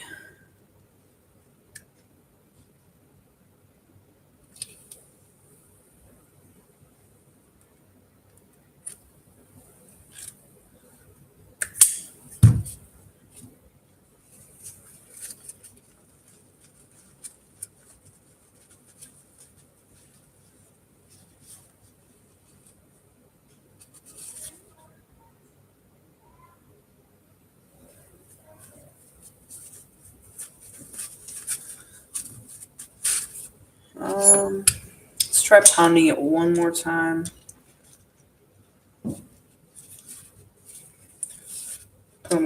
Put a little bit more effort into this swing.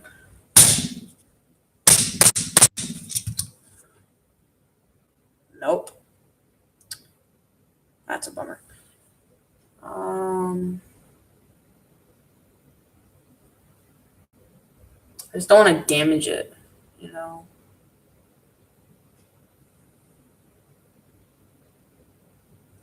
I'm gonna try to take the shield off. Because if I take the shield off on the bearing right there, then I could try to loosen it up while it's still sitting on the pinion gear. So it would be free. So I'm still solving the issue. I'm just not taking it off the pinion gear. But it's kind of hard to take the shield off with it on.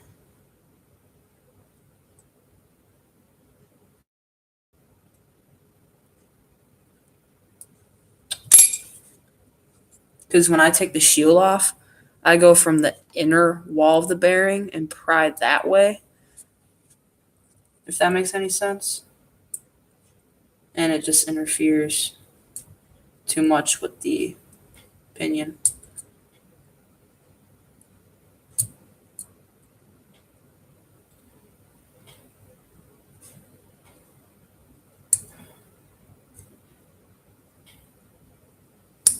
That's not working.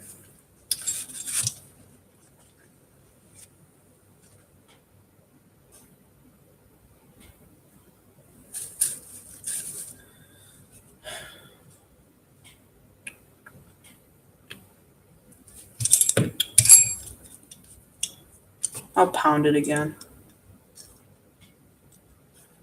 Yeah, it is fun.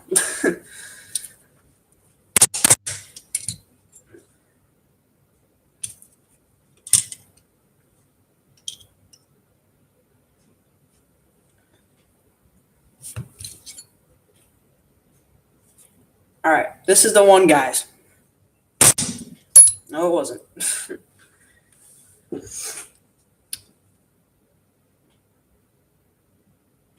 I just need to slide it down, even just a little bit, so that I could get the flatheads underneath.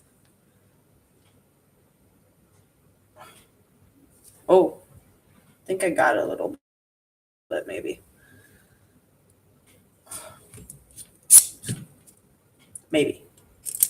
I think I got this. I think I felt it move just a little bit.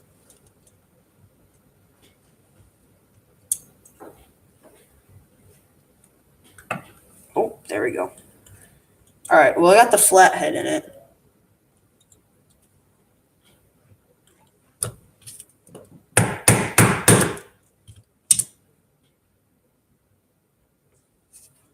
That's a good sign.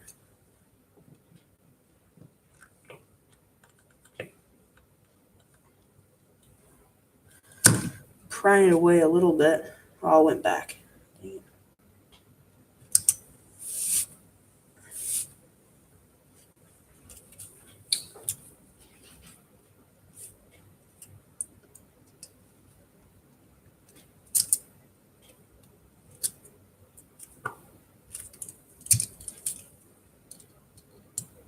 I'm going to get this.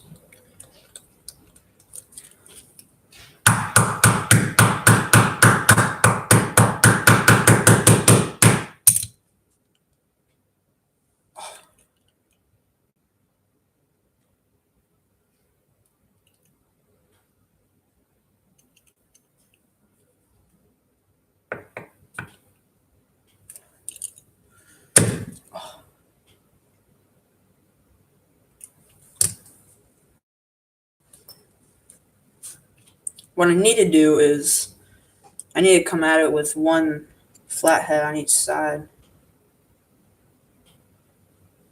and then pry it off that way. But it's hard with only two hands.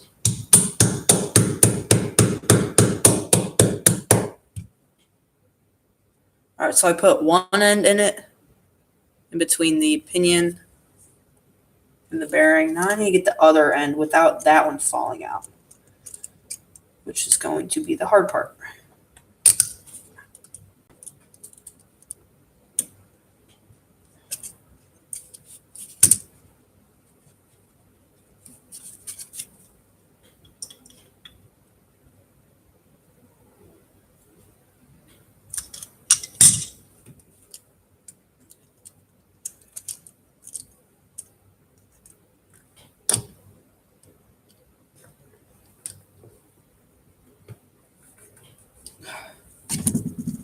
Just bumped it.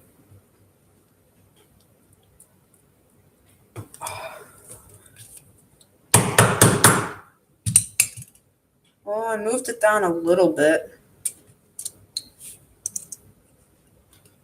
Oh yeah, it's much easier to get it in. I could slide the flathead in it really easily now.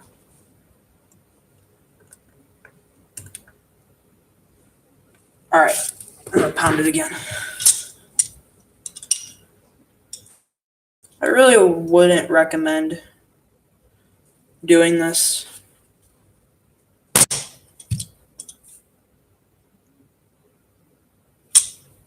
But I need to.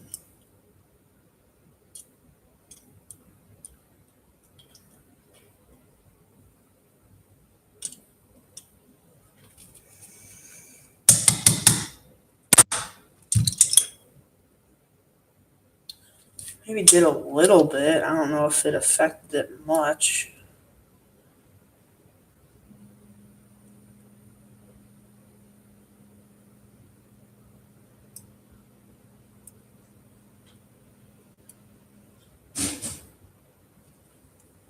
It's a lot easier to get tools under it now, though. I'll tell you that much.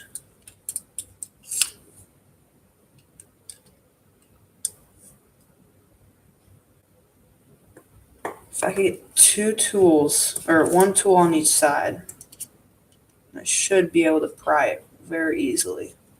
Well, not very easily, but easier than just one.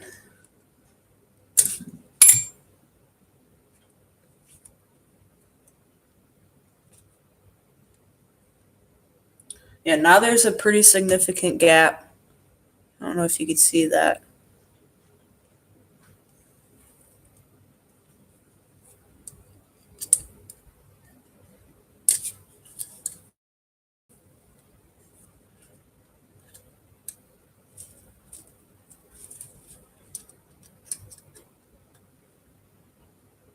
But now the gap is too big, so it won't hold the tool in it as easily. Oh, dang. So once the tool gets in, it just falls right back out, which I guess is good. Got it. Let's go. I just pried two of them off. There we go. Didn't damage the bearing, I don't think. Pinion gear's still good. That's how you do it, see? Told you guys I would get it.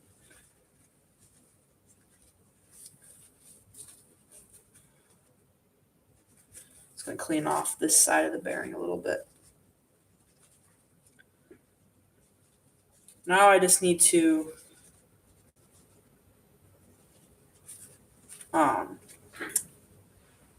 free this bearing. So that was step one.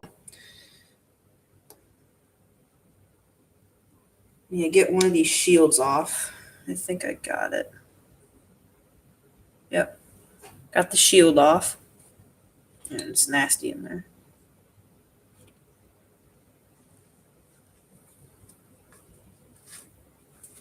And now we can clean up a little bit.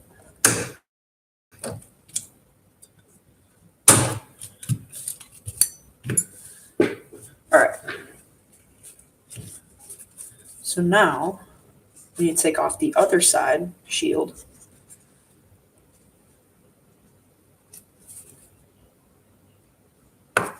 There we go. Just pull that off. You want to clean them a little bit.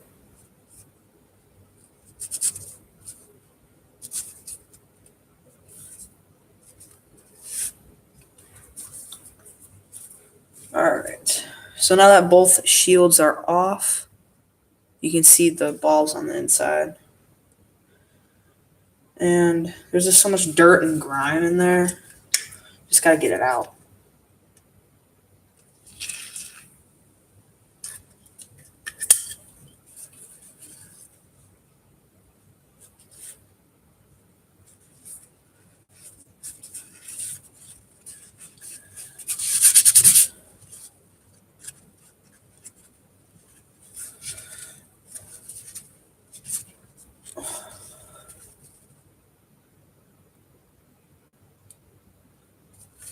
Sometimes you may just need to lubricate the bearing. What I like to do is take some of the WD-40 Specialist water-resistant silicone lubricant. I don't know, but for some reason, I feel like this stuff is more pressurized than the regular old WD-40. And I just spray around the bearing. And excuse me. And this stuff just comes out with a lot more velocity than the WD-40, like the regular stuff. So what I'm going to do is hang this over the garbage can. And I'm just going to spray along the inside of the bearing with this stuff multiple times until it is free.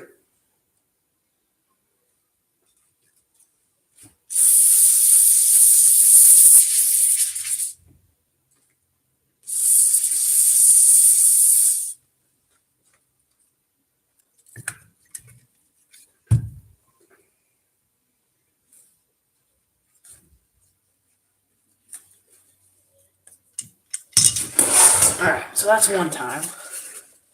Just ran out of paper towels. I have more though. And just gotta clean off my tool, my channel locks. All right. So let's see if I could break it free now. What I did there was just spraying out some of the debris and dirt and stuff like that. That was inside the bearing, just to make what we're going to do next a little bit easier. And next, we are going to take some pliers. And I forgot how I did this before. I know I've done it this way. I just forgot how to do it. I can't remember what I did. I don't know. I did something where I rotated the inside and it worked.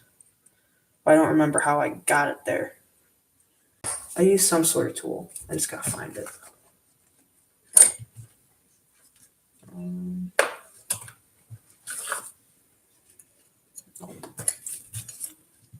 I forgot what I did.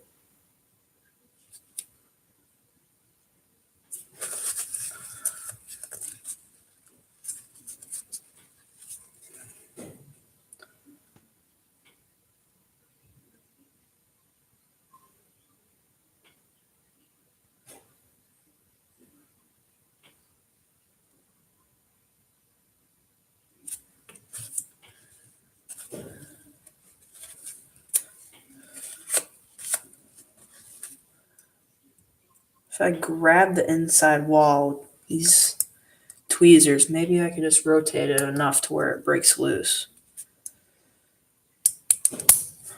I don't think they're strong enough though.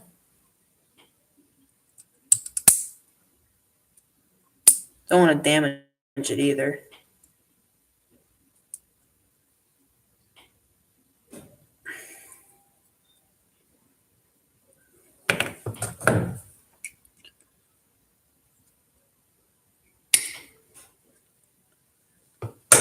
That didn't work.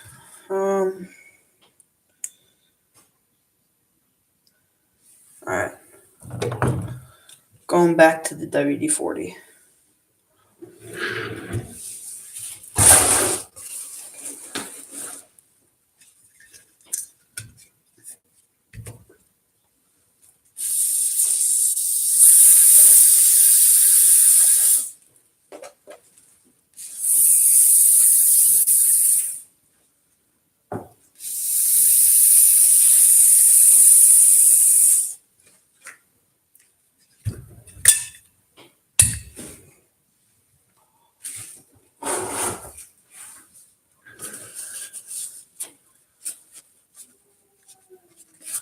All right. Hopefully that worked. Might just have to break it loose a little bit. But let's see. It feels a little bit looser now that I sprayed a little bit more dirt out of it.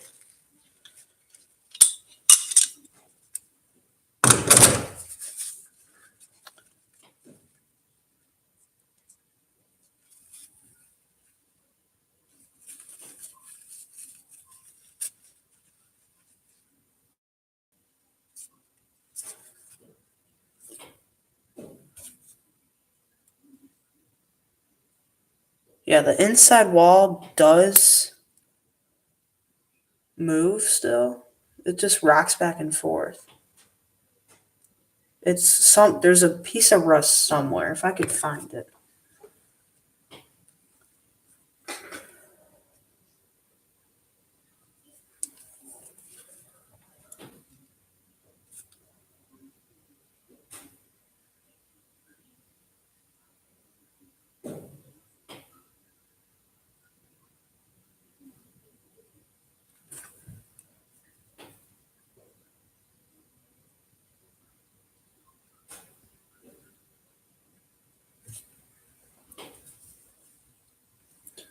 Didn't see anything with the flashlight.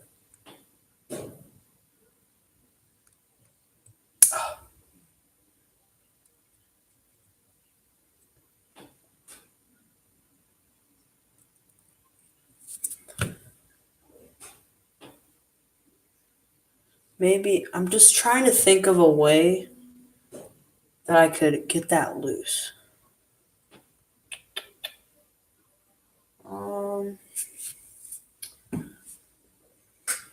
Because I know I've done it before.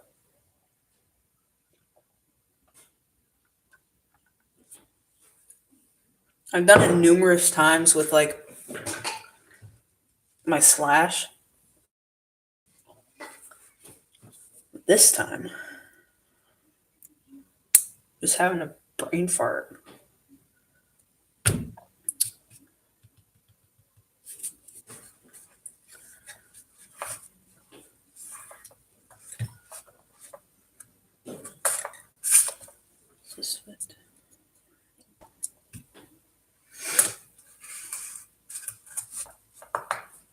If you guys know any ideas, please comment. I think that I'm just gonna stop trying with that one for now and start working on the ring gear. But I need some more paper towels.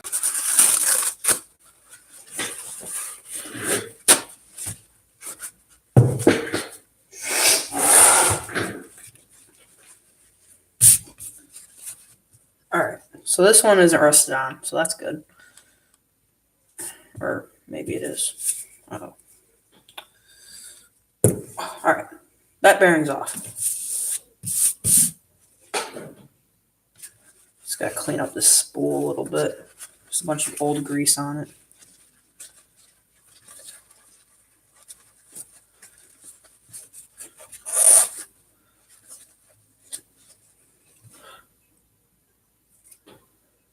And this bearing might be rusted up to it. So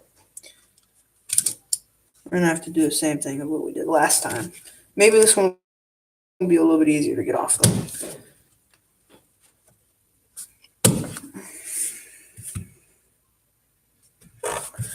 Some WD-40.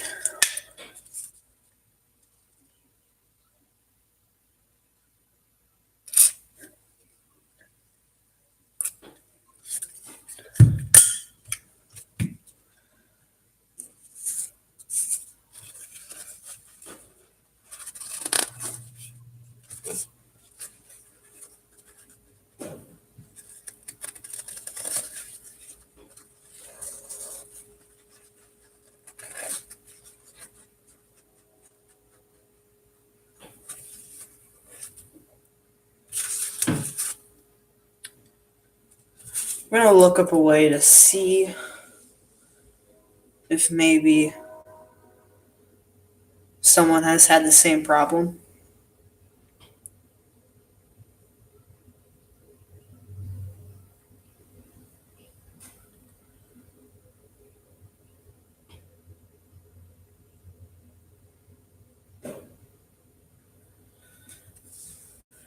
Doesn't look like anything yet in like forums or anything like that. Um,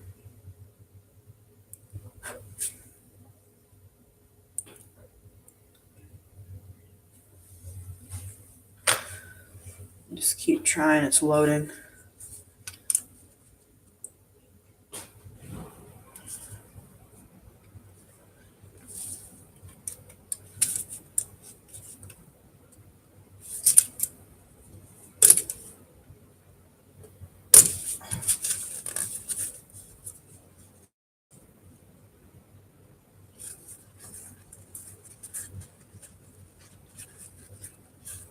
We're at 2 hours and 5 minutes.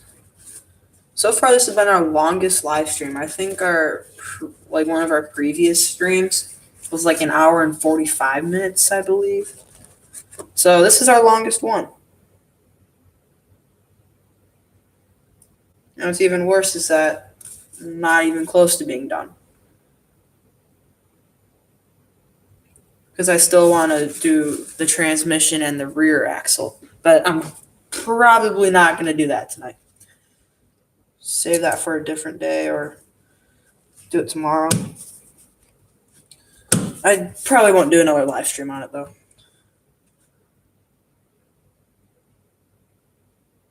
My God, it's taking forever to load.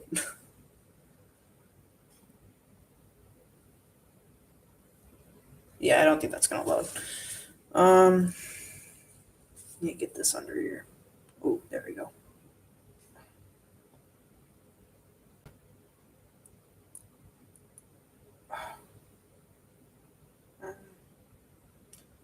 Well, that didn't work, but I bent my tweezers, so that's great.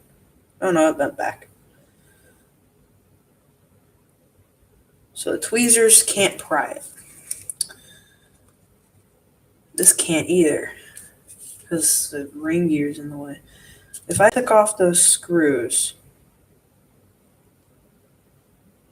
No, that's not going to work. I'm thinking if I take off these screws, it will loosen up the ring gear. But I don't want to pound on the ring gear, because if I pound on the ring gear, yeah, the bearing will come off.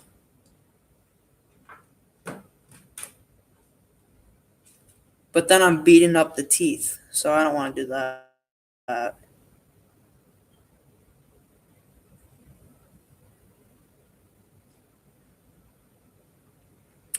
Don't really want to damage anything.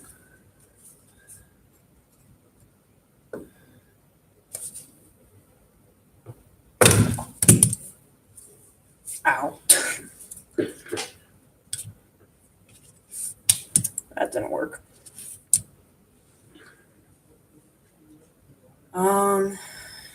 Don't really know what else I could do.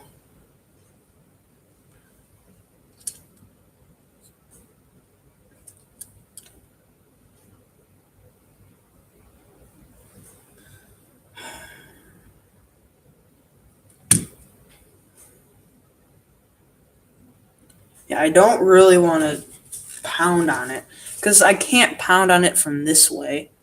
I would have to pound on it that way, going down. But I can't because the teeth is blocking it. And I could loosen, or I could take off those 4 screws holding the ring gear onto the spool.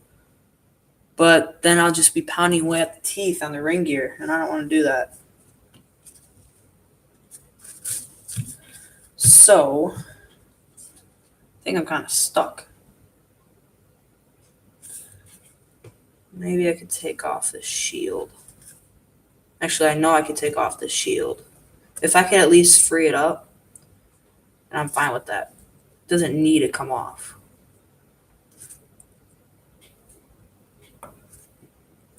Can't get the shield off, though. Shield won't come off. That's an issue.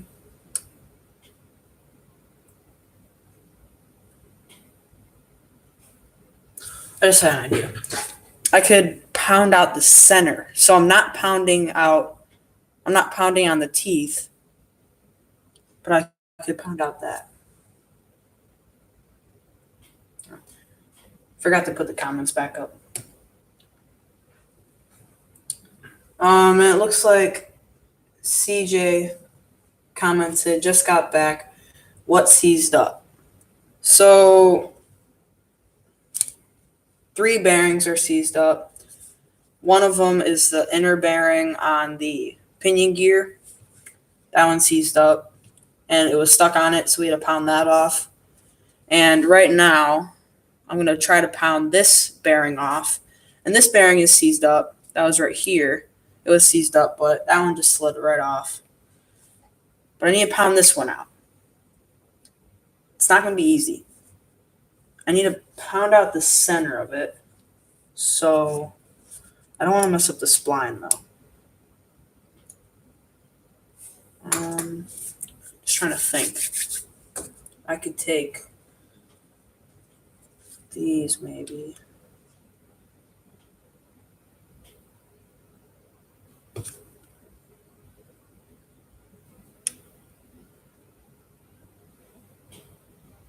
Yeah, I think I know what I can do.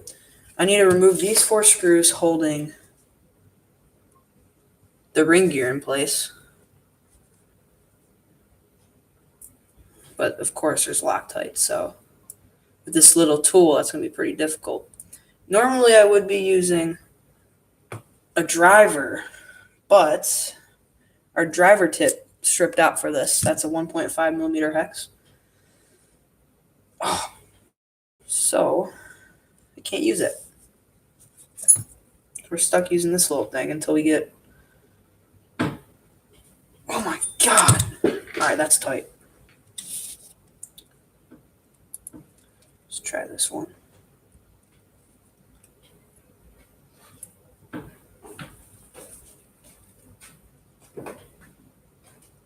Oh, alright, got that one. Yeah, those are tight. There's a lot of Loctite on that. Oh, God. Oh, it's even tight just to unscrew it.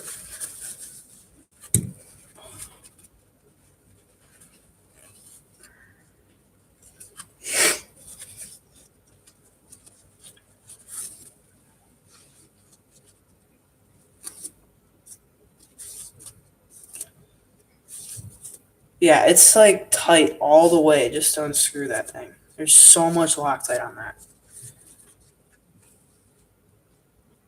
With this little tool, it's not that fun.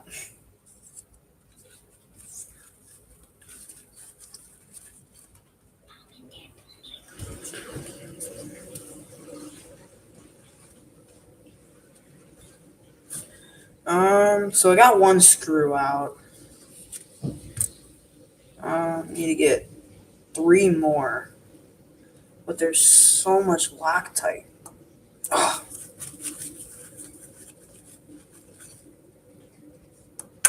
Alright, got that one. I really hope I don't strip one out. That would be bad.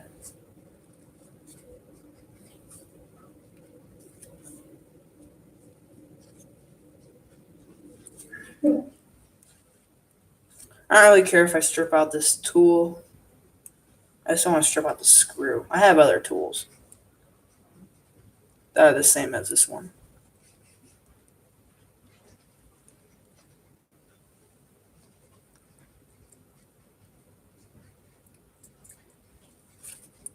Alright, there's 1 more. 2 more.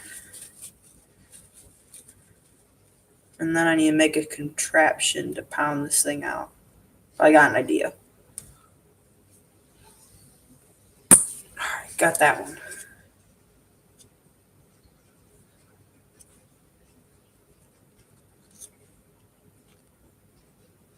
Oh my god. Dude, there's so much Loctite.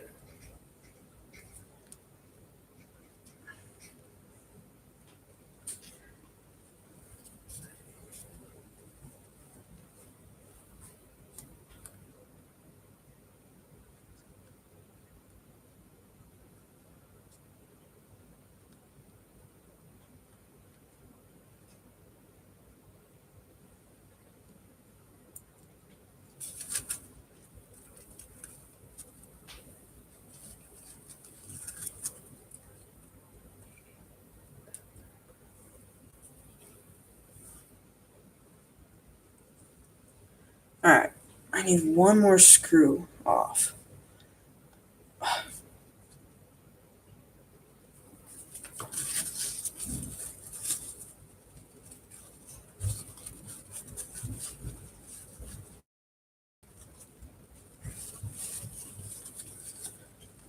gonna get this one screw. Come on. There we go. Oh yeah, it's loose.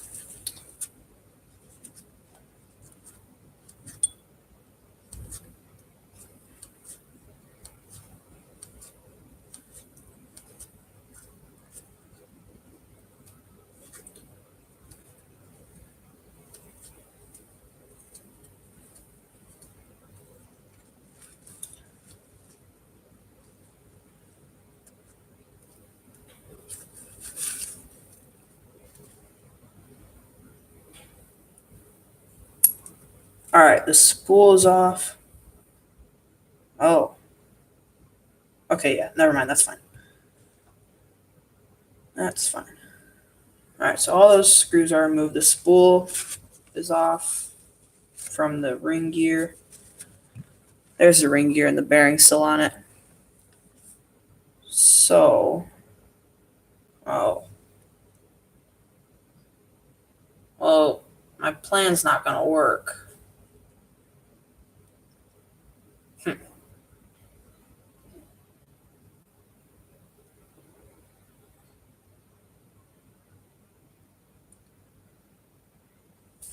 Well, I have to use the bathroom, so if you're watching this as a replay, then I'll put a link in the description, or not a link in the description, but I'll put a time like code in the description to where I get back, so you don't have to wait for me to get back. So I'll be right back.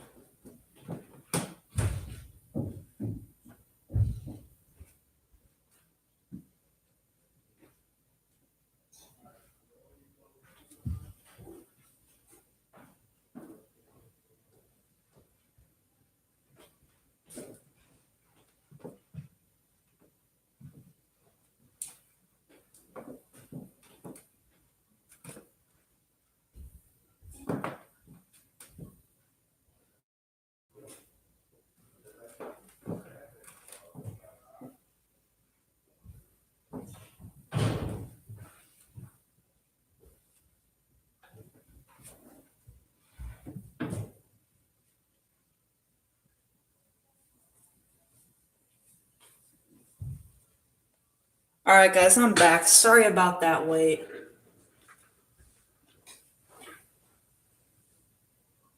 Sorry about that, Alex Store. I hope you're still watching. We just had a quick break.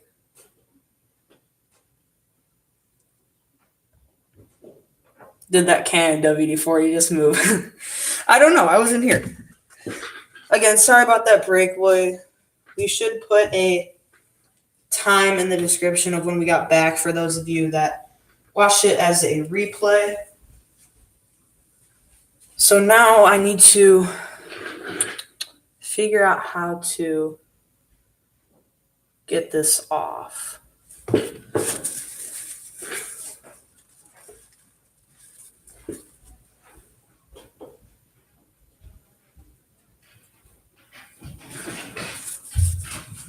So, clean this up a little bit.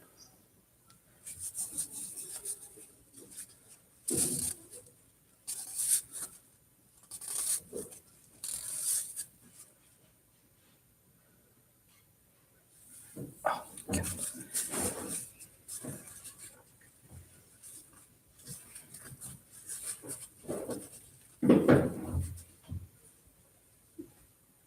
Oh my God. The good news about this bearing being stuck on here is that maybe I could use the channel locks to like pry it to move. I just don't want to damage it too much. I don't want to damage it at all, but minimal damage is perfect.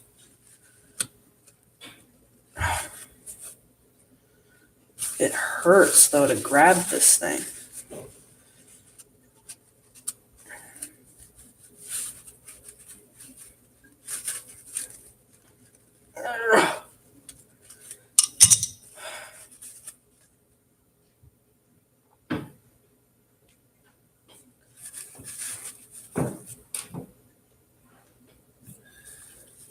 I need to take the shield off, but it's not coming.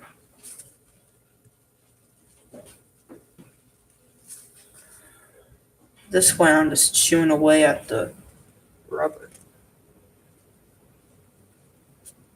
Alex Store commented, LOL, still here. I knew something was up. Yeah, sorry about that. I just had to use the bathroom really quick. And Colin isn't here right now to take over, so sorry about that.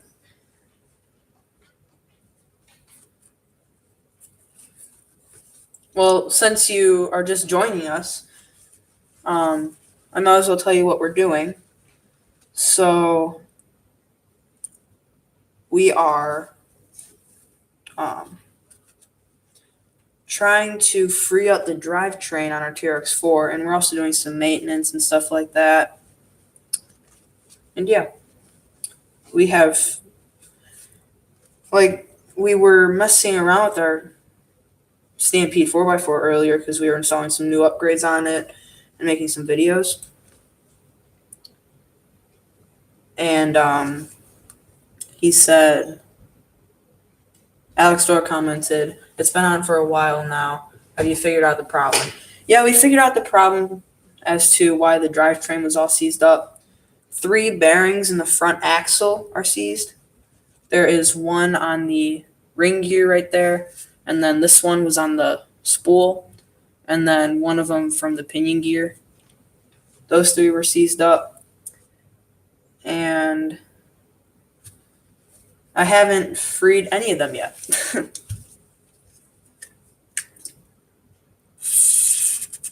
We also need to do some maintenance on our transmission because we have never taken that thing apart. And we also need to take apart the rear axle, re-grease everything, make sure that's all smooth, which it still works, but you just want to do that maintenance. And we got back from vacation like 2 or 3 weeks ago. And while we were there, we made some videos that haven't came out yet or on private right now. And we have like 15 videos on private or something. It's insane. So a lot of great content coming. But, well, while we were on vacation, we went through a lot of water. And it was like some of the spots were like really deep, like up to the hood line on the car. So basically the entire chassis was submerged, which isn't the best for all of the like drivetrain and stuff like that.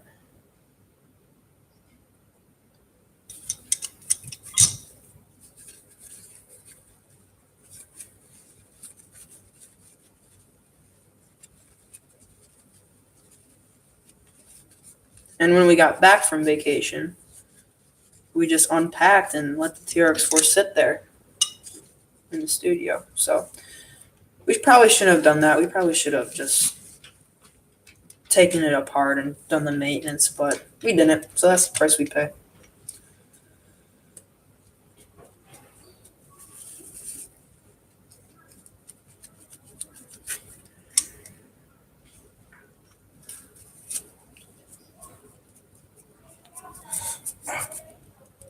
At this point, I'm just, oh, I got it free a little bit. Oh, it's free. I just got to get it smooth. All right, that's the first one. We got 3. That's good. I just got to get it smooth. So I'm just going to rotate it a little bit more.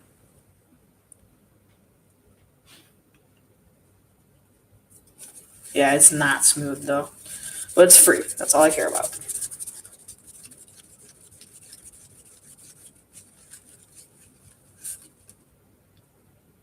Yeah, I can move it.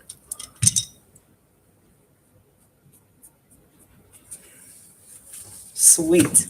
All right, I need to spray a little bit more lubricant on there.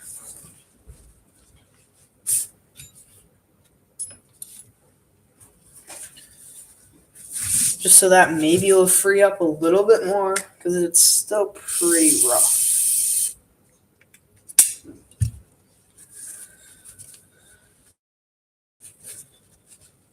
Worst comes to worst, I have to put it in like this, which it's not the best, but it'll get the job done.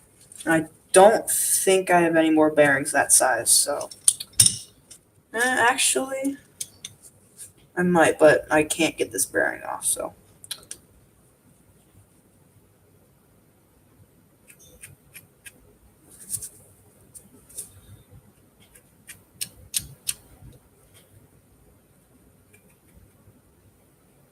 I just don't know why I can't get the shield off. It's weird.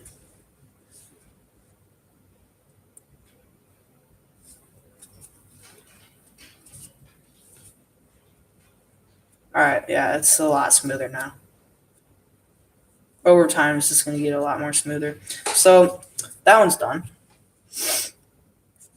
Now we can wipe off the spool a little bit more, get that all cleaned up. And now, I need to work on this bearing. So now no bearings are stuck. Well, this one's still stuck, but it's freed up, so that's all I care about.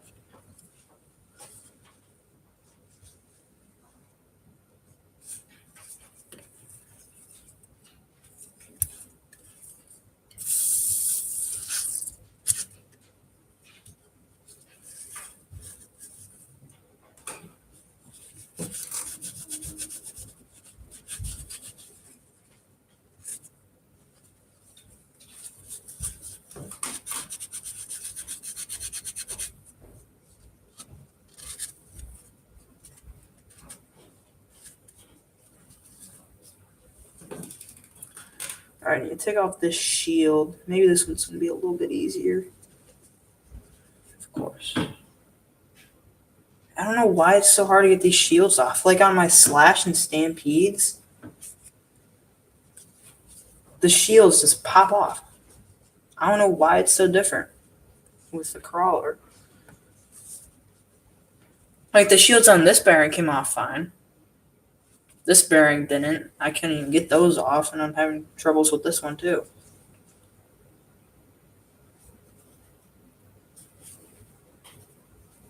There we go.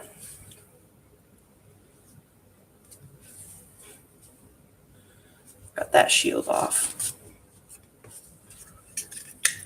I can do this.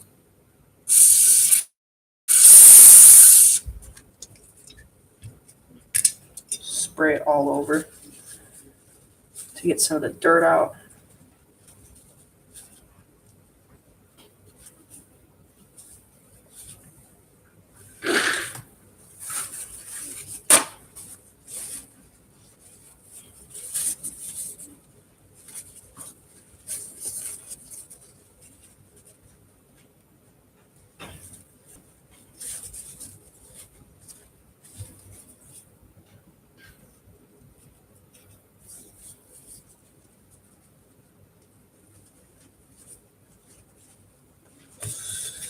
All right. I just gotta break it loose.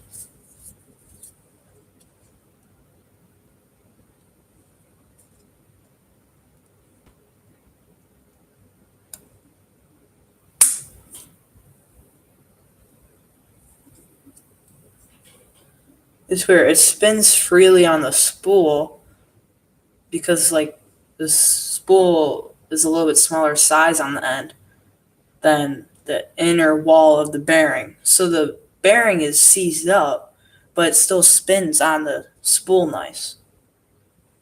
It's smooth. So I don't know what's going on with that. But it's kind of weird.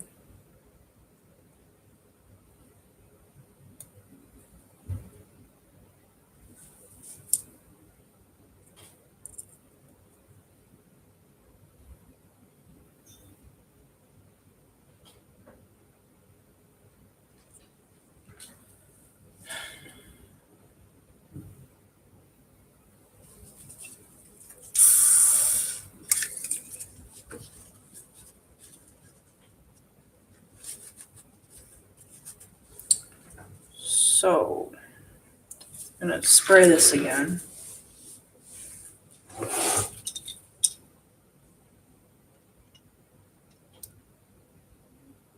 this is the bearing that I'm spraying right now. It's the one that was rusted onto the pinion gear. So if I get this one free, then we only have to worry about one more.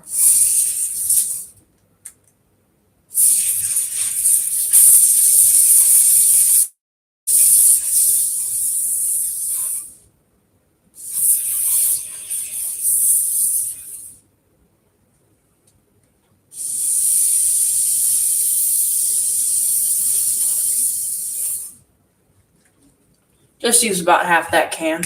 It's all right though.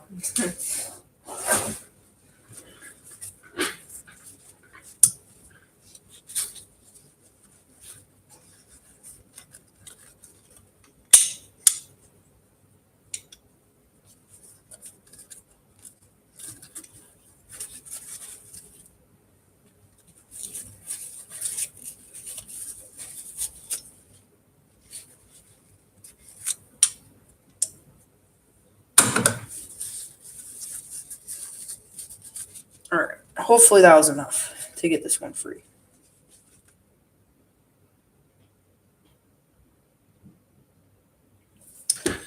All right. So maybe.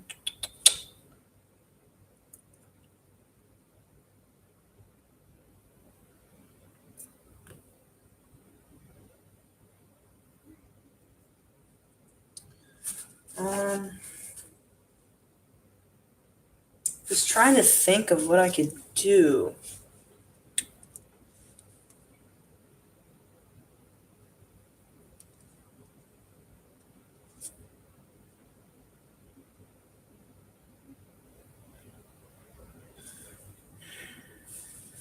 Try doing this.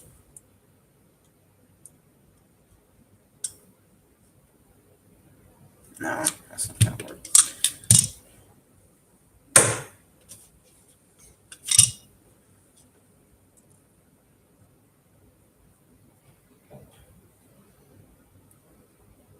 I mean, it spins on here. It's still seized up though. I want to free it up. I'm not just going to put it on seized up because it spins on the post, I guess you could call it, stub.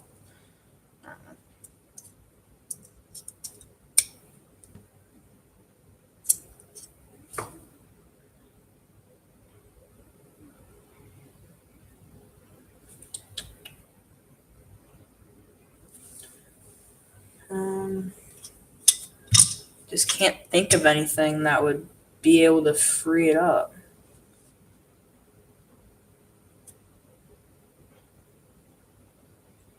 It does feel a little bit looser though, so that's a good sign.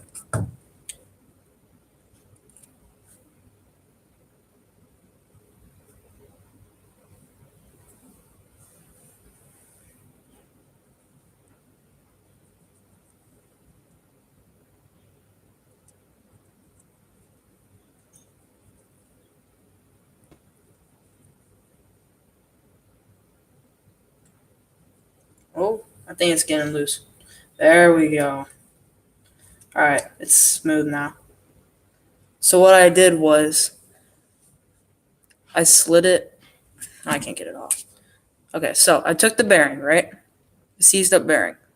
I put it on one of the, what can you call those? Things on my needle nose pliers. Push it down as far as it could go. Then I just started rotating it back and forth, and now it's free. All right, so now we have to worry about one more. I'm going to do that same thing. And then we can worry about making them smooth.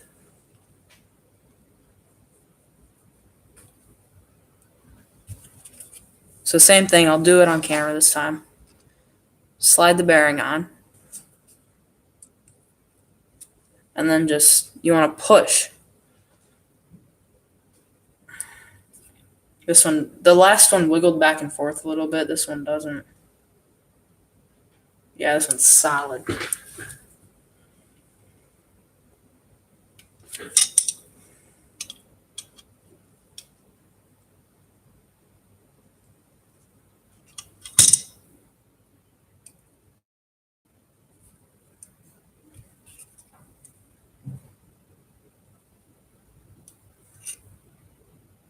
Just chewing away at that metal.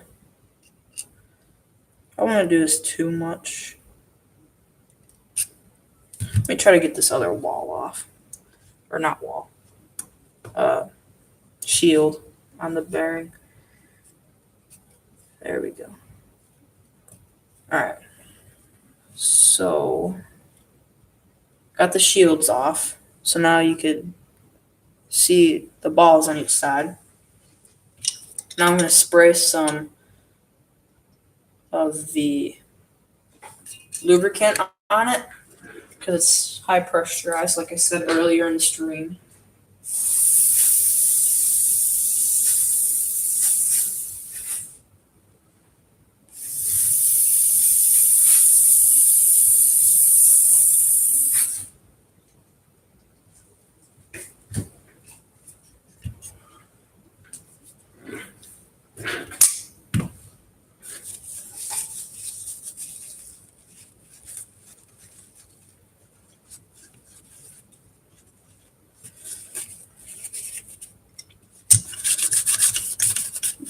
Channel locks are so super wet.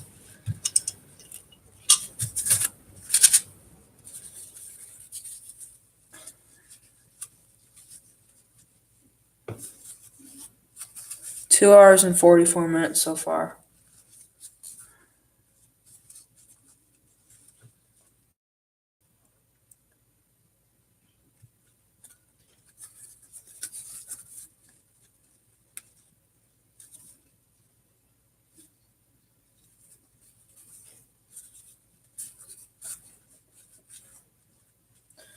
All right, let's try this again.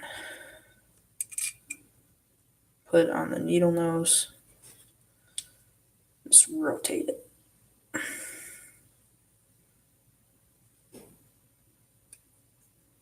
I need it to break loose just a little bit. When it breaks loose a little bit, then, then I can get it.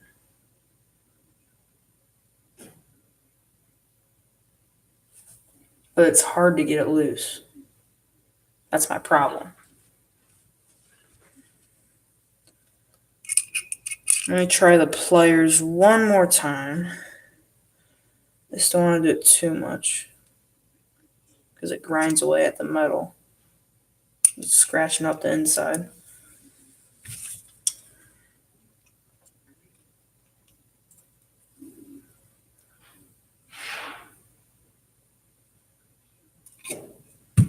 It's not working.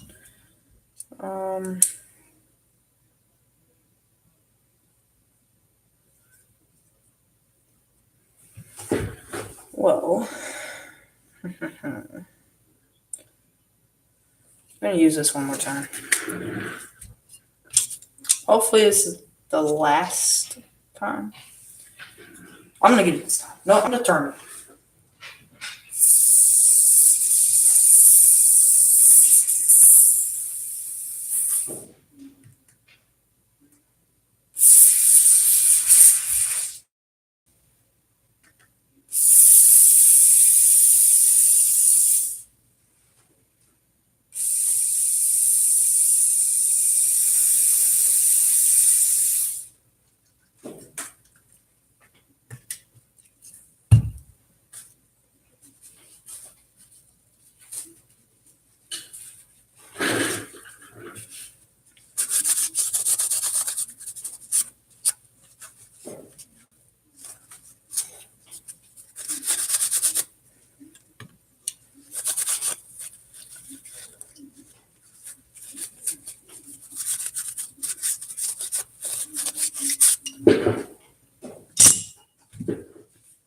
See, this is why bushings are nice, because they don't seize up as easily.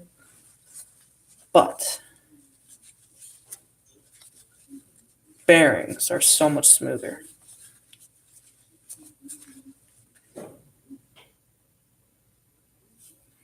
I just need to free it up a little bit.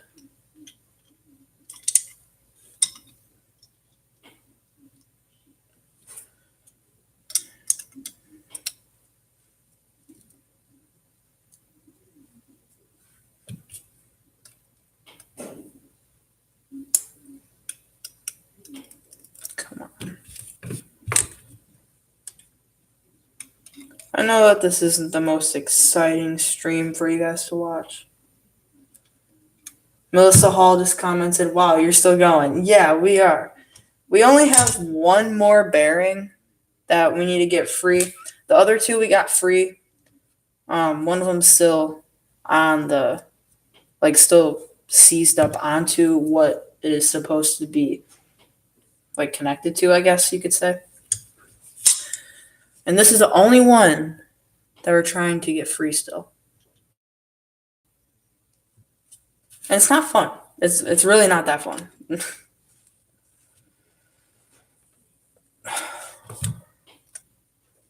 There's really no professional way of doing this.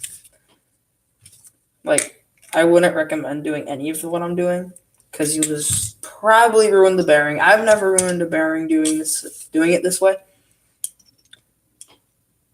But just do so at your own risk, I guess you could say. So what I did last time to get one of the bearings smooth is that I just put it on the needle nose pliers like that. And then I pushed on it and rotated it, and then it broke it free. And then I was able just to rotate it back and forth, and it got loose. But this one's not budging, at all. So, yeah.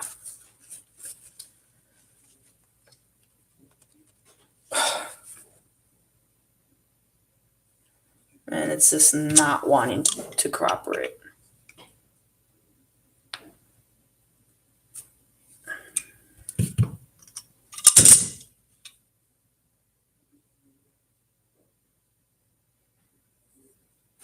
You just gotta keep on fighting it, which is kind of annoying.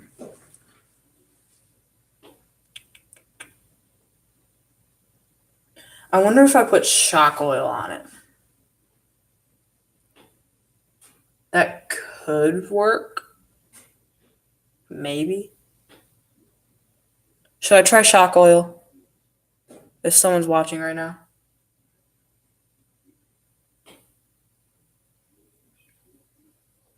All right, Melissa Hall said yes. I'm just gonna use some 30 weight, or no, this is 40 because I don't have that much left. Because I've been using WD-40, and although it helps clean it, it doesn't really lubricate it, I guess you could say.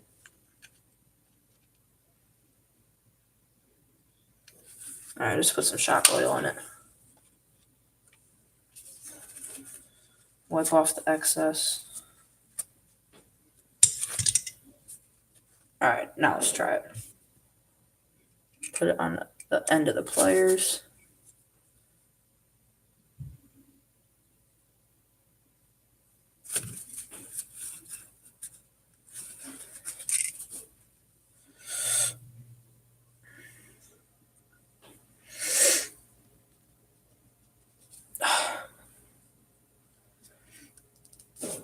Hurts my hand. This thing won't budge.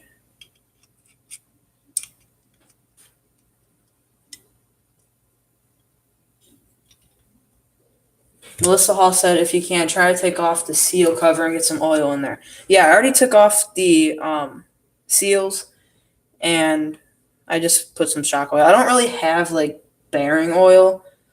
I have, like, bearing grease, but it's, like, almost empty. Actually, no, I actually ran out of that the other day. So I don't really have bearing oil. Usually I just use this silicone lubricant and spray it in the bearings. And it seems to work pretty well. And it's cheap.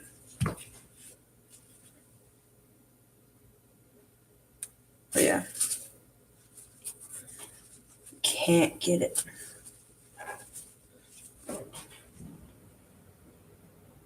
Almost 3 hours in. I'm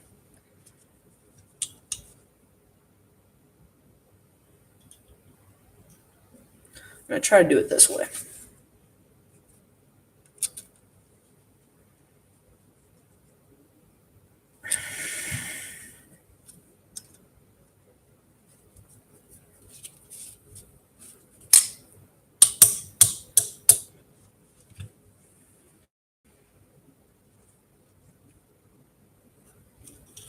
The one thing that's kind of odd to me, though, is that this bearing's seized up right. But when I go to slide it on where it's supposed to go, it spins freely. So do I just leave it because it's free? I don't know.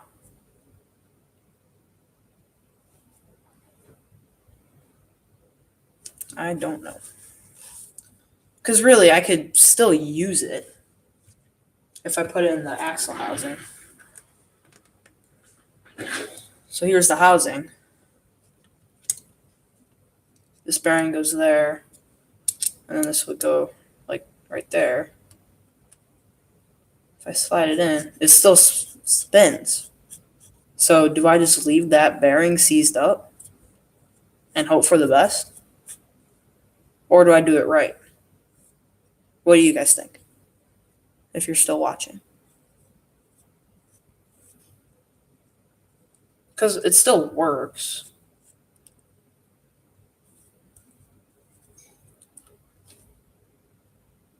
Kind of just want to move on, but I still want to do it right.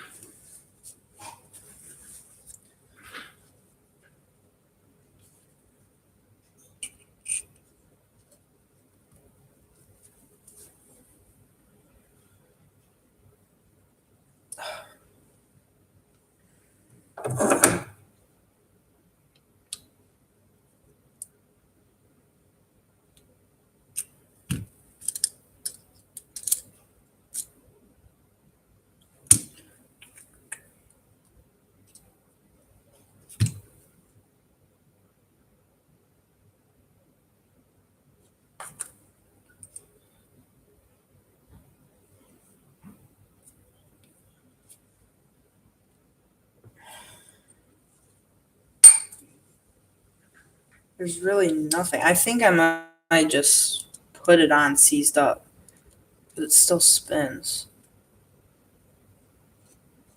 And the more I mess with it, the more I'm going to scratch at the inside so that it won't spin freely on here.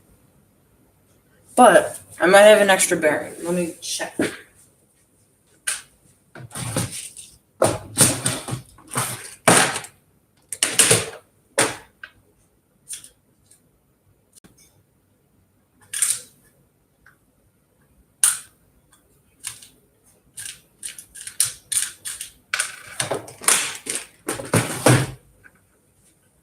So it turns out I don't have that same size bearing.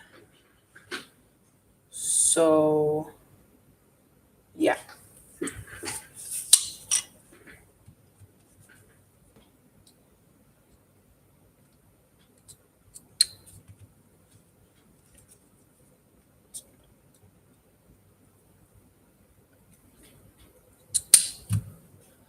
This one's not even budging.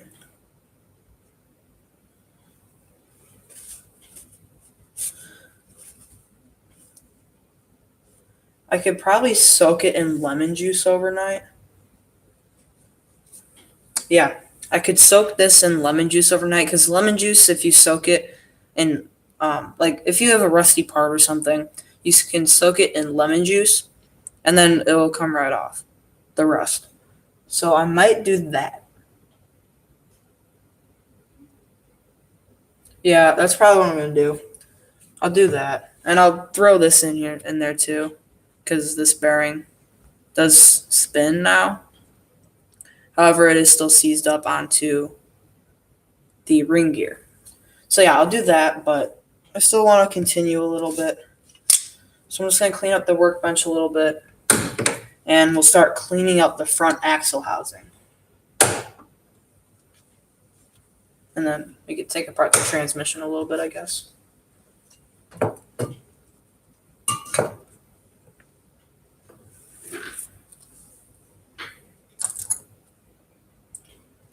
Just gotta get my tools together. This bearing works.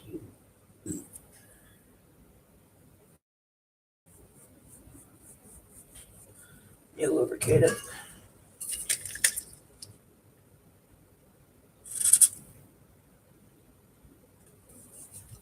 Spray a little bit in. I need to take the seals. Those aren't the right ones. You put the seals back on.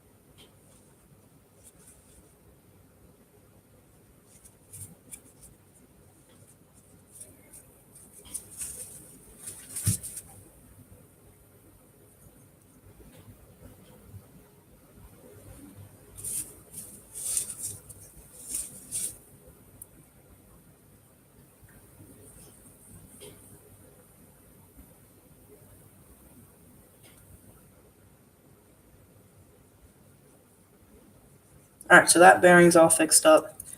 Could go back on there. Yeah, it's as smooth as it's gonna get. It's just gonna get smoother over time. So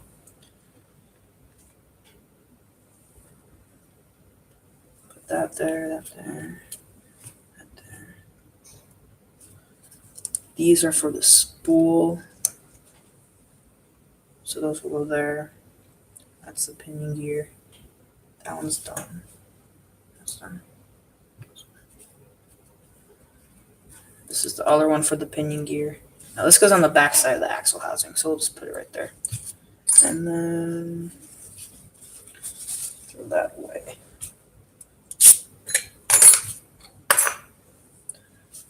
These are for, that's for the shocks. I don't remember what these screws are for. I'll find out.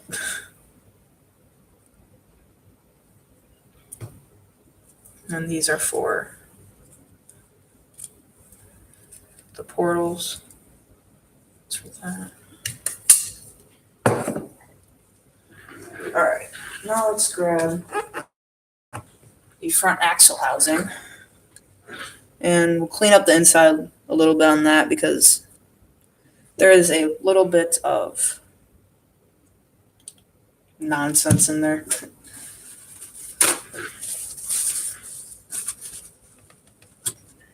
Yeah, it's just all caked on. It's like clay.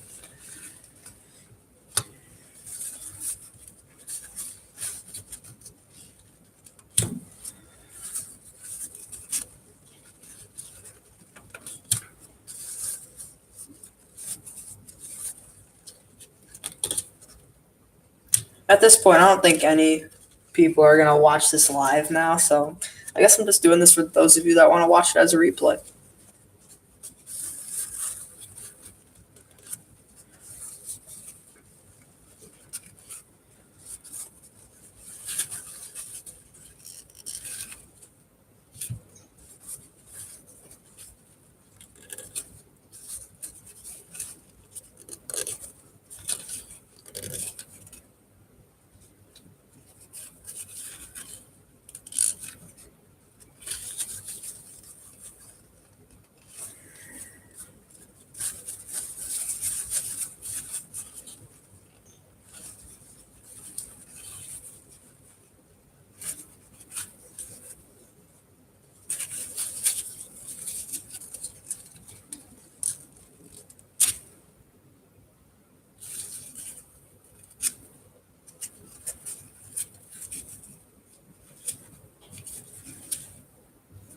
I think that that's as good as we're going to get. I'm trying to use a tool just to get in the deeper grooves.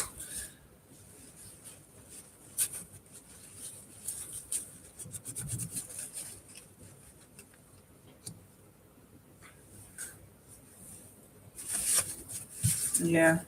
I think that that's as good as we're going to get. It's a lot better than what it was. So now, I think that that's all that I could do with the front axle. Well, I could clean off the edges, actually. Because there's stuff all over, just everywhere. I'm going to take these screws out just to see if there's anything under them.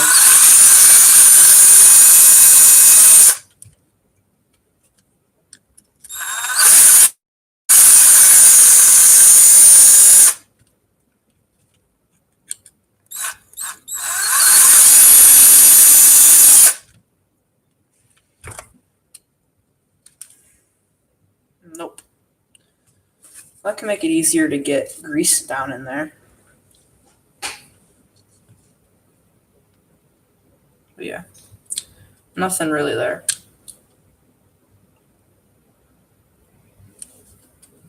I'll leave those off, I guess. Yeah, that would be a lot easier to get grease in there then. Yeah, I'll leave those off. And then this one needs to come off.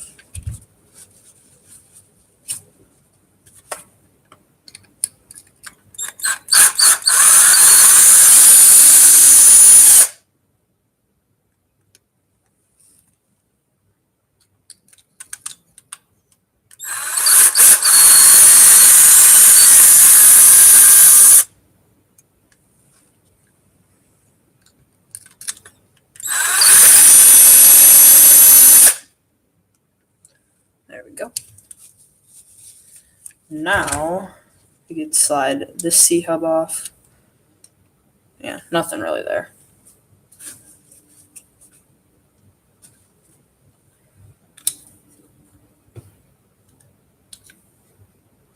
Yeah, it's going to make it a lot easier to get grease down in there. Because this hole is a lot bigger than that one. So I'll just leave those off. And now, I guess we can start with the transmission.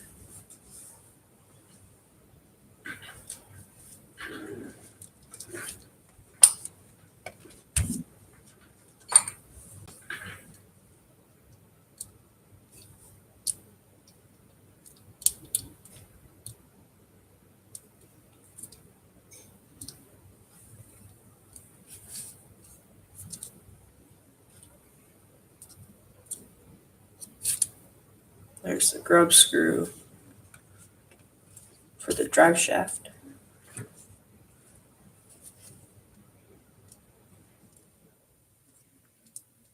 And now, let's see.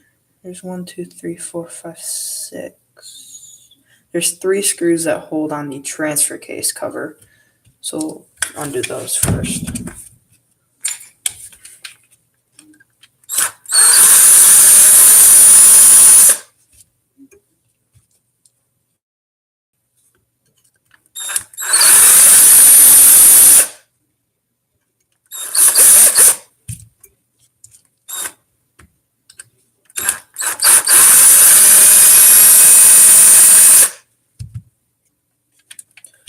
All right, so now I can pull off the transfer case cover, it looks like.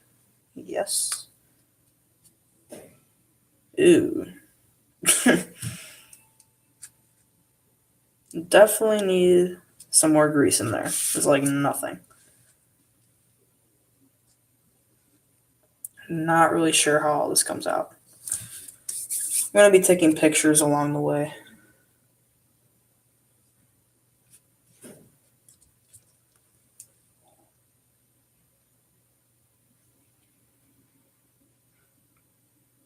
Just to make sure that I do it right when I go to put it back together.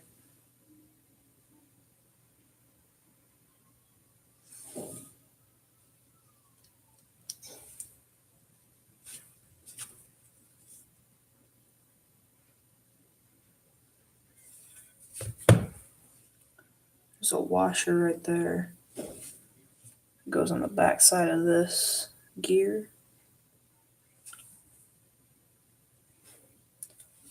So it goes there. And that's the lower gear. Just trying to map it out on the bench so that I know how it goes back together. That's the lower one. And the upper gear, that's stuck. This one goes like that.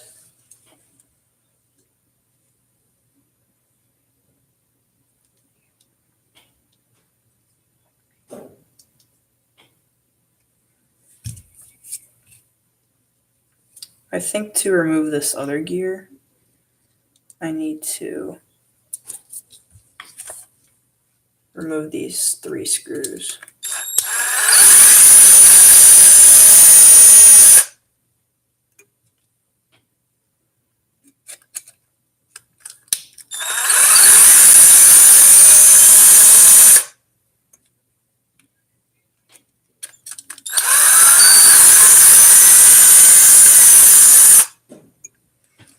All right, so now we can pull off this, maybe.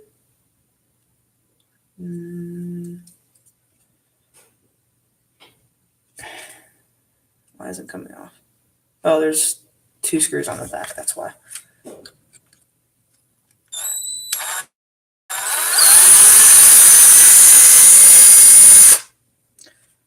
right, there's one, and one more right here.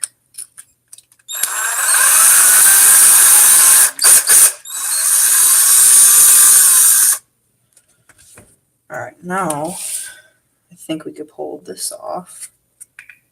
And yeah. Wow, it's like empty in there. There's a lot of room for the 2-speed conversion kit. Now, can we pull that out? No, we can't. All right, so there's this huge thing. I'm not really sure what you would call it.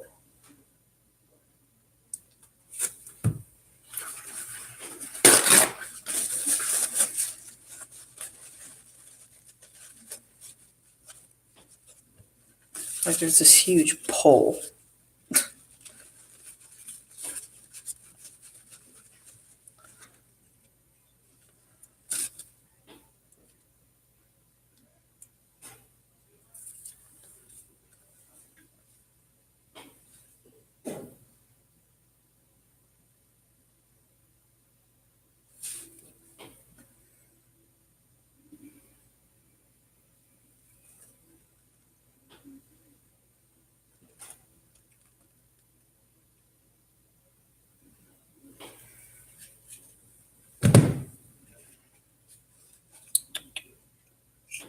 gear right here.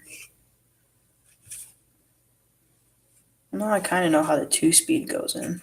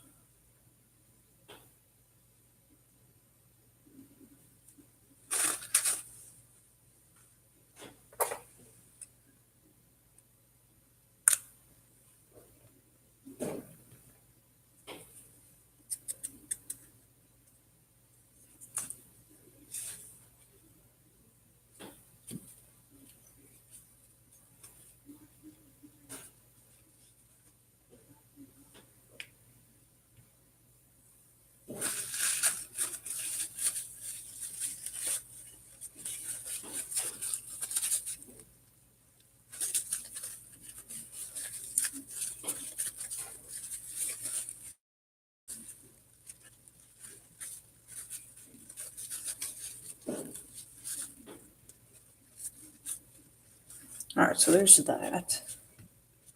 That goes like that. That goes there. Okay. All right, I think I know how this transmission goes now. So we can take this gear out, set that right there. And I don't really feel like taking that off. So now we need to remove this pin, which can't go.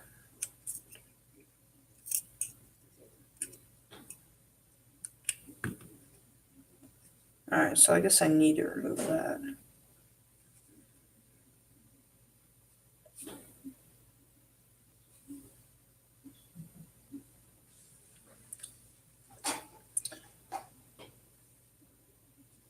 Oh, no, I don't. Do it this way. There we go. Okay, so got that pin out. And now I'm just going to load this thing up with grease.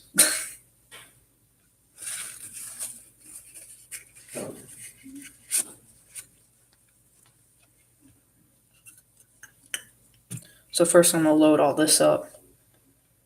Nothing goes in here, but I don't really want any like open area for water to go.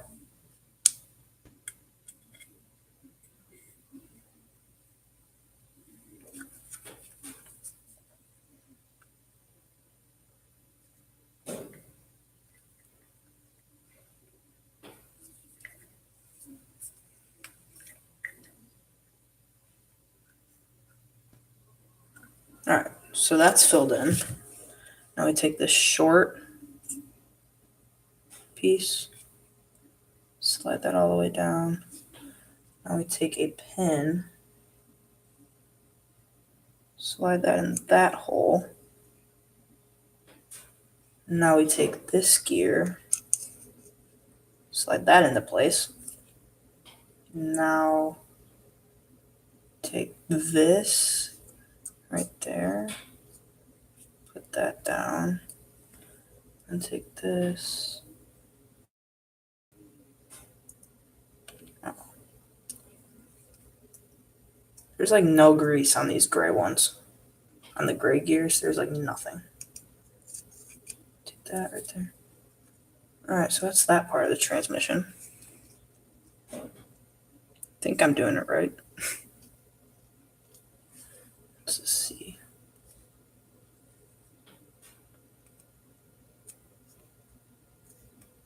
So I put that in. Yes, okay, I'm doing it right. It all goes back together. So I'm going to add some more grease to these gears.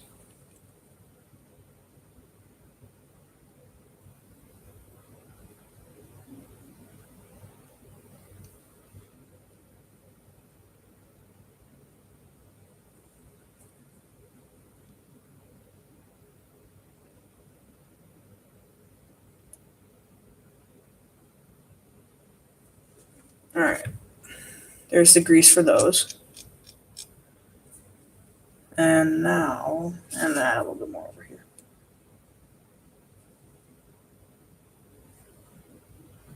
keep in mind, guys, if you're like the average person, I would not do this. This is a lot of grease. We like to drive in water a lot, so that's why we're doing this. Now we need to put this cover on. How's this going? Like that. Like this. There we go. Okay, so this cover goes on right there. All the excess grease is coming out.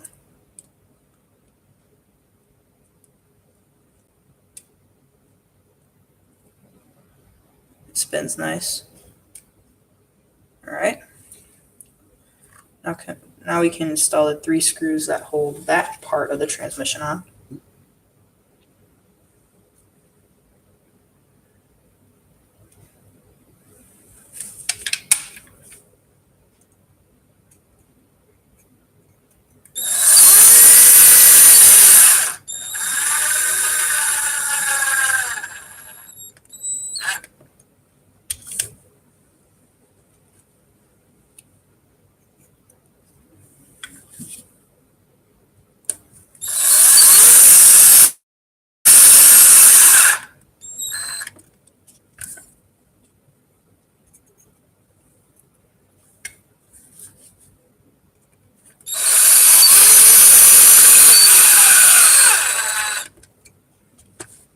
There we go. And there's 2. No, there's 1 screw on that side too that I forgot about.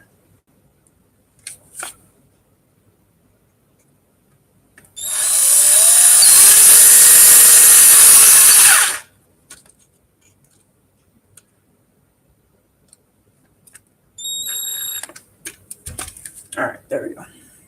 I'm getting grease everywhere. Now we can wipe off some of the excess grease, which is a lot of grease. Like basically all the grease that came out of the transmission because there's too much and it couldn't fit it all. That's how much I should put on the gears. I put way too much, but with the intention of I want this thing to be really waterproof. I mean, yeah, the electronics are waterproof, but really the car isn't. The bearings and everything just get way too wet. And by the time you take it all apart to do maintenance, things are already corroded. We're at 3 hours and 18 minutes right now.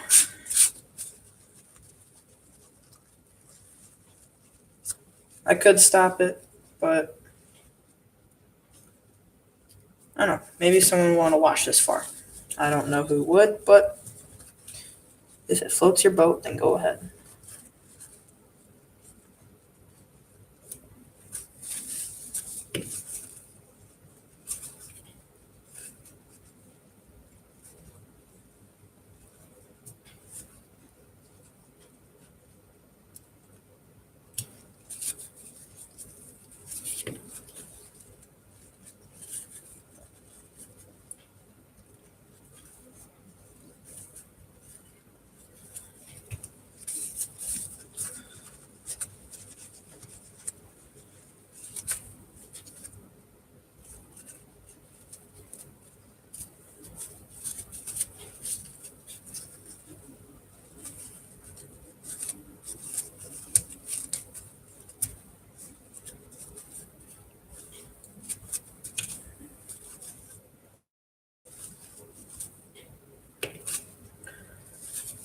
Almost done with this.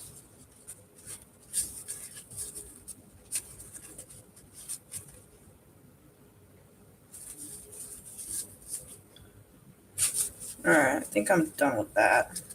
Parts. Yeah.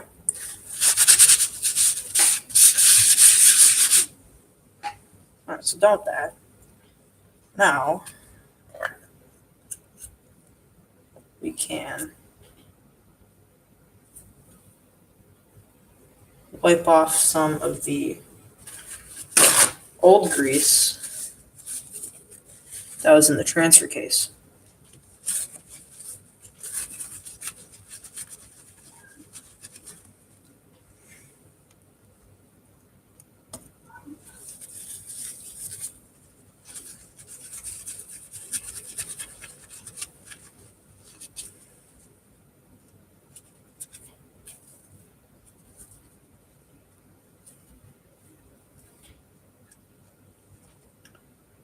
There we go. Now we are going to take the top gear and put that in place. Oh, we need to wipe this. Almost forgot.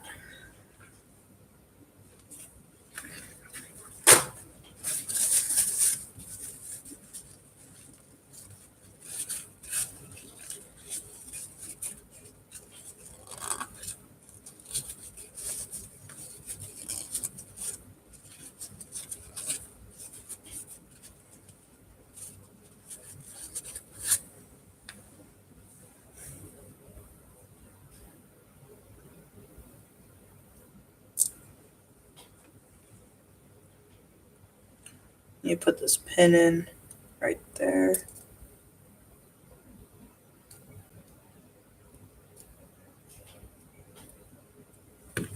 And now this gear.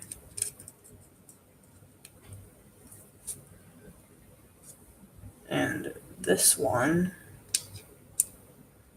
faces right there. Oh, dang it. Where'd that go? There it is.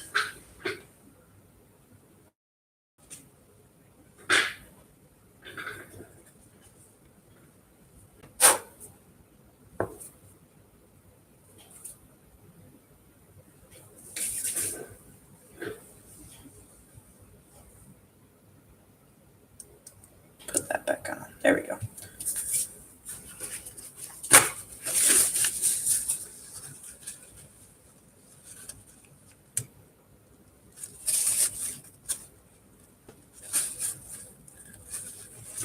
All right.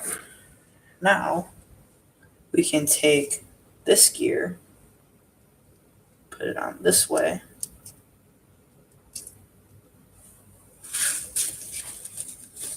Now we need to load this part up with grease.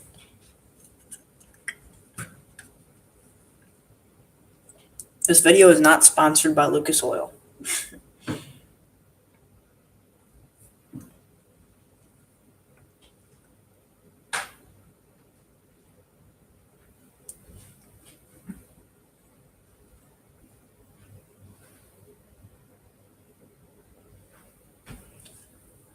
That should be enough.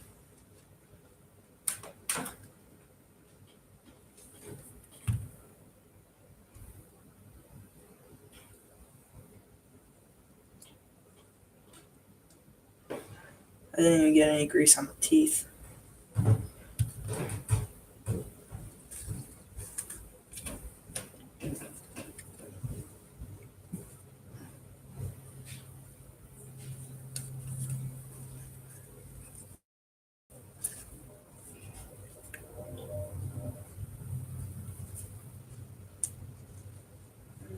I need to put this gear in.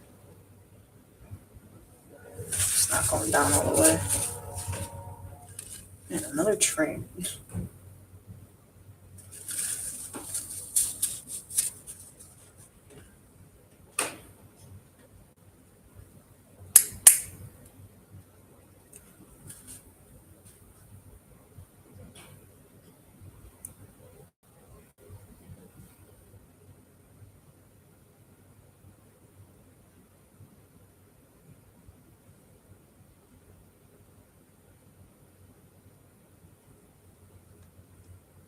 Okay, it's not going down. It won't line up. So what's happening is that this gear did fall out.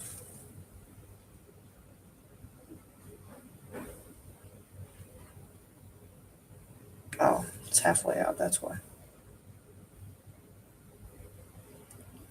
The pin just wasn't in right. Fixed it.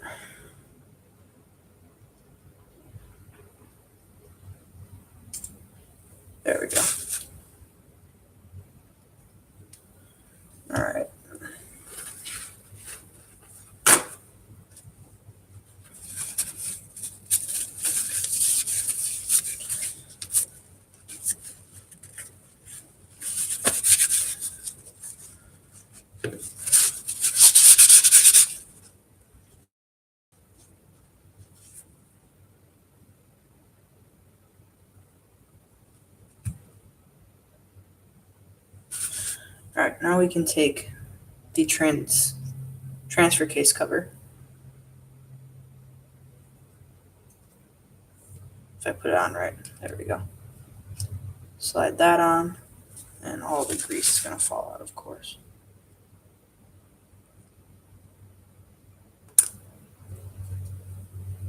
That's a lot.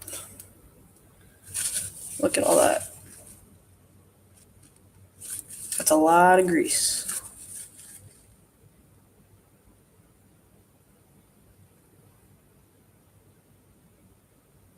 Oh, I've been missing some comments. Melissa Hall said, I should probably do this on my TRX4. Yeah, that's a good idea. And she also said, or they also said, Harley Designs has a whole vid on taking apart the TRX4 transmission. Yeah, I think I knew that.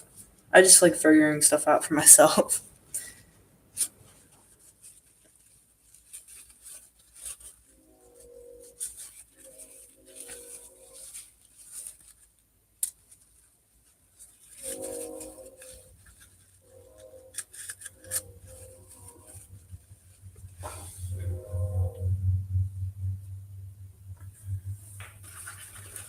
So much grease.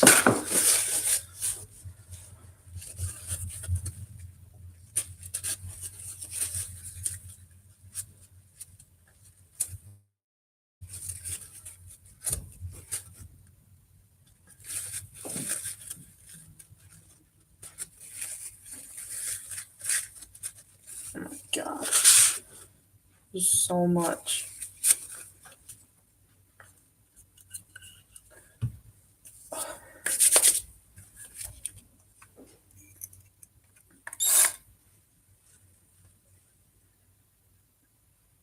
I can't even see where the screws are supposed to go.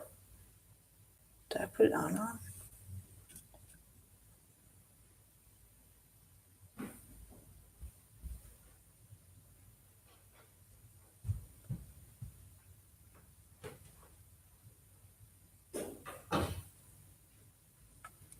What the?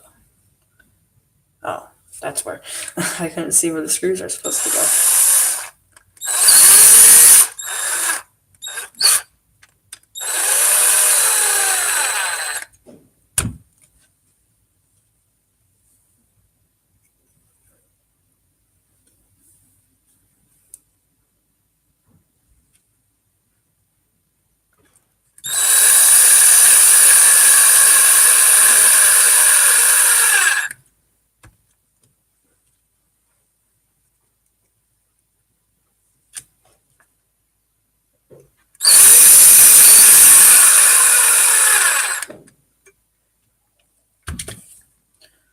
Alright, so that's that. Shouldn't have any more problems. Everything moves freely. It's all good. Now I just need to wipe away all this excess stuff.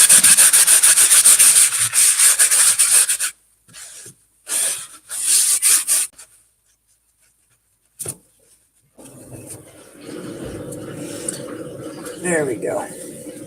Now it's working.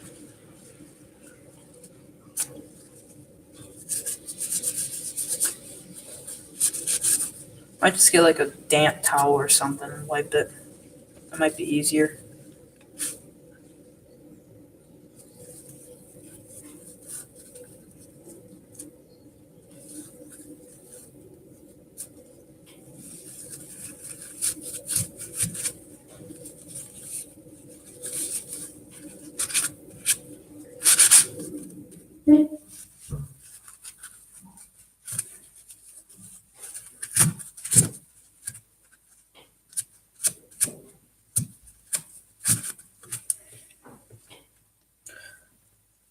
Yeah, that's the best that I could do. I'm gonna have to get the rest with like a toothbrush or something. Run it under some water.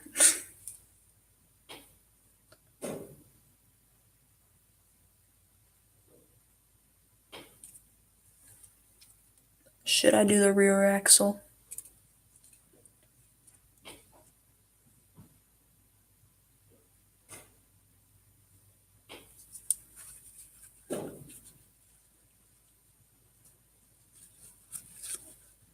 I don't think I'm gonna.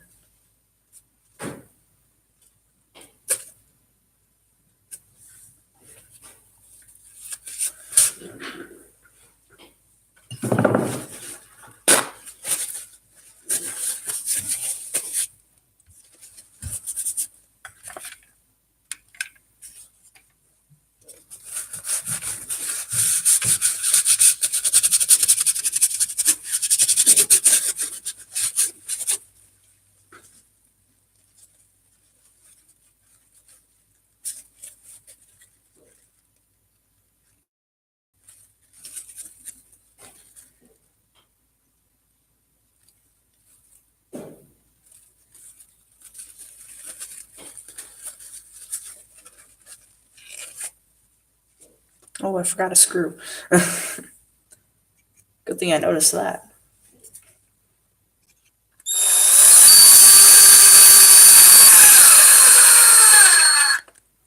There we go.